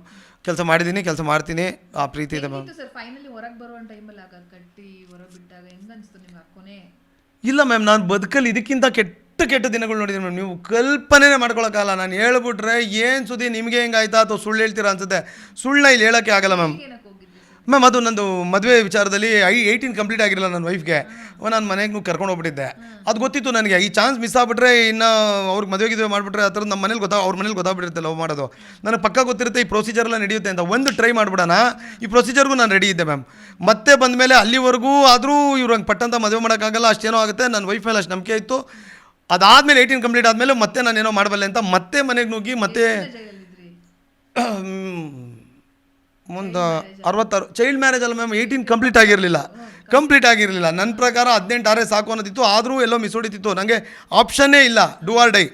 ಇಲ್ಲ ಅವ್ರು ಬಿಟ್ಟರೆ ನಾನು ಈಗ ಏನು ಬದುಕಿದ್ದೀನಿ ಇದು ಇರ್ತಿರಲಿಲ್ಲ. ಯಾಕಂದ್ರೆ ಅಷ್ಟು ಇಷ್ಟ ಆಗಿಬಿಟ್ಟಿತ್ತು. ಅವರು ಇರ್ತಿರಲಿಲ್ಲ. ಅವರ ಒಂದು ನನ್ನ ಮೇಲೆ ಇದ್ದಿದ್ದ ಪ್ರೀತಿನೇ ನನ್ನ ನಂಬಿಕೆ. ಅವರು ನನ್ನ ಉಲ್ಟಾ ಹೊಡೆಯೋದೇ ಇಲ್ಲ ಅನ್ನೋಂಥ ನಂಬಿಕೆನೇ. ಯಾಕಂದ್ರೆ ಮದುವೆಗೆ ಮುಂಚೆನೇ ನನ್ನ ಕೈ ಮೇಲೆ ಇಷ್ಟು ದೊಡ್ಡ ಅಚ್ಚೆ ಇತ್ತು. ನನ್ನ ವೈಫ್ ಹೆಸರು ಇದು. ಆ ನಂಬಿಕೆ ಇಲ್ಲ ಅಂದರೆ ನಾನು ಅಚ್ಚೆನೇ ಹಾಕ್ತೀನಿ. ಲಾವಣ್ಯ ಅಂತ ಮ್ಯಾಮ್ ನನ್ನ ವೈಫ್ ಹೆಸರು. ಆ ನಂಬಿಕೆ ಇತ್ತು. ಅದಾದಮೇಲೂ ನೋಡಿ 1 ವರ್ಷ ಮೇಲೆ ಆಗ್ಬಿಡುತ್ತೆ ನಾನು ಬಂದು ಅದು ಇದು ಏನೋ ಹೊಡೆದಾಡ್ಕೊಂಡು. ಆದರೂ ಅವ್ರು ಮತ್ತೆ ಎಲ್ಲಿದ್ದಾರೆ ಅಂತ ಗೊತ್ತಾಗುತ್ತೆ, ಇಲ್ಲಿದ್ದಾರೆ ಅಂತ. ಆದರೂ ನಾನು ಮತ್ತೆ ವಾಪಸ್ ಹೋದಾಗ ಅವ್ರು ಬರ್ತಾರೋ ಇಲ್ವೋ, ಮನೆಯವ್ರು ಚೇಂಜ್ ಮಾಡಿಬಿಟ್ಟರೋ, ಏನಾದರೂ ವಿಷ ಕುಡಿತೀವಿ ಹಂಗೆಲ್ಲ ಅಂದು ಏನೋ ಆಗಿ ಅಂತ. ಆದರೂ ಗೊತ್ತಿತ್ತು ನನ್ನ ವೈಫ್ ಬರ್ತಾಳೆ ಅಂತ. ಇಲ್ಲ ಮೇಡಮ್, ಅದು 15ನೇ ವಯಸ್ಸಲ್ಲಿ ಮೇಡಮ್. ಲವ್ ಎಲ್ಲ 23ನೇ ವಯಸ್ಸಲ್ಲಿ ಆಗಿದ್ದು ಮ್ಯಾಮ್. 15 ವಯಸ್ಸಲ್ಲಿ ತಿನ್ನೋಕ್ಕೆ ಅನ್ನಲ್ಲ, ಲವ್ ಎಲ್ಲಿ ಮಾಡಲಿ ಮೇಡಮ್. ಪ್ಯಾಂಟ್ ಕಾಸಿಲ್ಲ, ಚಪ್ಪಲಿ ಕಾಸಿಲ್ಲ, ಯಾರ್ದು ಆಲ್ಟ್ರೇಷನ್ ಪ್ಯಾಂಟ್ ಹಾಕೊಂಡು ನಮ್ಮ ಓನರ್ದನ್ನ ಏನೋ ಮಾಡ್ಕೊಂಡು ಅದನ್ನು ಚಿಕ್ಕದಾಗಿ ಹೊಲಿಸ್ಕೊಂಡು ಓಡಾಡ್ತಿದ್ದಿದ್ದ ಕಾಲ ಅದು. 23 ಹೊತ್ತಿಗೆ ನನ್ನ ಸ್ವಂತ ಅಂಗಡಿ ಮಾಡಿ ಏನೋ ಮಾಡಿದ್ದೆ, ಅದೇನೋ ಆಯಿತು ಲವ್. ಆ ನಂಬಿಕೆ ಇತ್ತು ಮ್ಯಾಮ್. ಅದಕ್ಕೆ ಮತ್ತೆ ನನಗೆ ಗೊತ್ತಿತ್ತು ಒಂದು ಸತಿನೇ ಎಲ್ಲ ನೆಟ್ ಬೋಲ್ಟ್ ಲೂಸ್ ಮಾಡಿದ್ರು, ಈ ಸತಿ ಉದುರೇ ಹೋಗುತ್ತೆ ಬಾಡಿ ಅಂತ. ಆದರೂ ನಾನು ಹೆಂಡ್ತಿ ಮೇಲೆ ನಂಬಿಕೆ ಇತ್ತು. ಪ್ಲ್ಯಾನ್ ಎ ಪ್ಲ್ಯಾನ್ ಬಿ ಇಟ್ಟಿದ್ದೆ ಮ್ಯಾಮ್. ಪ್ಲ್ಯಾನ್ ಎ ಆದರೆ ಹಿಂಗೆ, ಪ್ಲ್ಯಾನ್ ಬಿ ಆದರೆ ನಾನೇ ಹೋಗಿ ಸರೆಂಡರ್ ಆಗ್ಬಿಟ್ಟು ಈ ಸತಿ ಪರ್ಮನೆಂಟಾಗಿ ನಾನು ಬೇಲು ಮಾಡಿಸ್ಕೊಳ್ಳಲ್ಲ, ಇನ್ನು ಜೈಲಲ್ಲಿ ಇದ್ಬಿಡ್ತೀನಿ ಅನ್ನೋ ಥರದ್ದು ಮಾಡಿ. ಯಾಕೆ ನನ್ನಿಂದ ನನ್ನ ಸ್ನೇಹಿತರುಗಳು ಎಲ್ಲರದು ಬಿಚ್ಚಿತ್ತು ಮೂಳೆಗಳು ಅಂತ ಅಂದ್ಕೊಂಡಿದ್ದೆ. ಬಟ್ ನನ್ನ ವೈಫು ಮತ್ತೆ ಉಳಿಸ್ಕೊಂಡ್ರು ಮ್ಯಾಮ್ ನನ್ನ. ಹಂಗಾಗಿ ಅದು ಹೋಗಿದೆ. ಅದು ನಾನು ಹೇಳಿಲ್ಲ ಅಂದರೂ ಯಾರಿಗೂ ಗೊತ್ತಿರುತ್ತೆ ಮ್ಯಾಮ್, ನಾಳೆ ಎಲ್ಲೋ ಆಚೆ ಬರುತ್ತೆ. ಅದು ಬಿಗ್ ಬಾಸ್ಗೆ ಹೋದಾಗಂತೂ ಬಂದೇ ಬರುತ್ತೆ. ಅದಕ್ಕೆ ಅದು ಮುಂಚೆನೂ ಎಲ್ಲರಿಗೂ ಗೊತ್ತಿತ್ತು. ಸೊ ನಾನು ಅದನ್ನು ಹೇಳಿದ್ದೆ, ಹಳೆ ಇಂಟರ್ವ್ಯೂಲ್ಲೂ ಹೇಳಿದ್ದೆ. ಅದೇ ಮ್ಯಾಮ್, ಇದೇ ಕಾರಣ ಮ್ಯಾಮ್. ಇನ್ಯಾವ ಭಯಂಕರ ಇದು ಏನೂ ಮಾಡಿಲ್ಲ ಮ್ಯಾಮ್. ಎಸ್, ಫೈನಲಿ ನಿಮ್ಮನ್ನು ಪ್ರೀತಿ ಮಾಡುವಂಥ ಅಭಿಮಾನಿಗಳಿಗೆ, ಪ್ರೀತಿ ಕೊಟ್ಟಂಥ ಅಭಿಮಾನಿಗಳಿಗೆ ಏನು ಹೇಳೋದಕ್ಕೆ? ಅದೇ ಮ್ಯಾಮ್, ನಾನು ಖಂಡಿತ ನಾನು ತುಂಬ ಪ್ರೀತಿಸೋ ಎಲ್ಲರಿಗೂ ಒಂದು ಸ್ವಲ್ಪ ನೋವು ಮಾಡಿದ್ದೀನಿ. ಗೊತ್ತಿಲ್ಲ, ಎಲ್ಲೋ ತಪ್ಪಾಯಿತು ಅನಿಸುತ್ತೆ. ಮತ್ತೆ ನಾನು ಸಿನಿಮಾಗಳು ಮಾಡೋ ಮೂಲಕ ಮತ್ತೆ ಆ ಪಾತ್ರಗಳ ಮೂಲಕ ನಿಮ್ಮನ್ನು ರಂಜಿಸ್ತೀನಿ.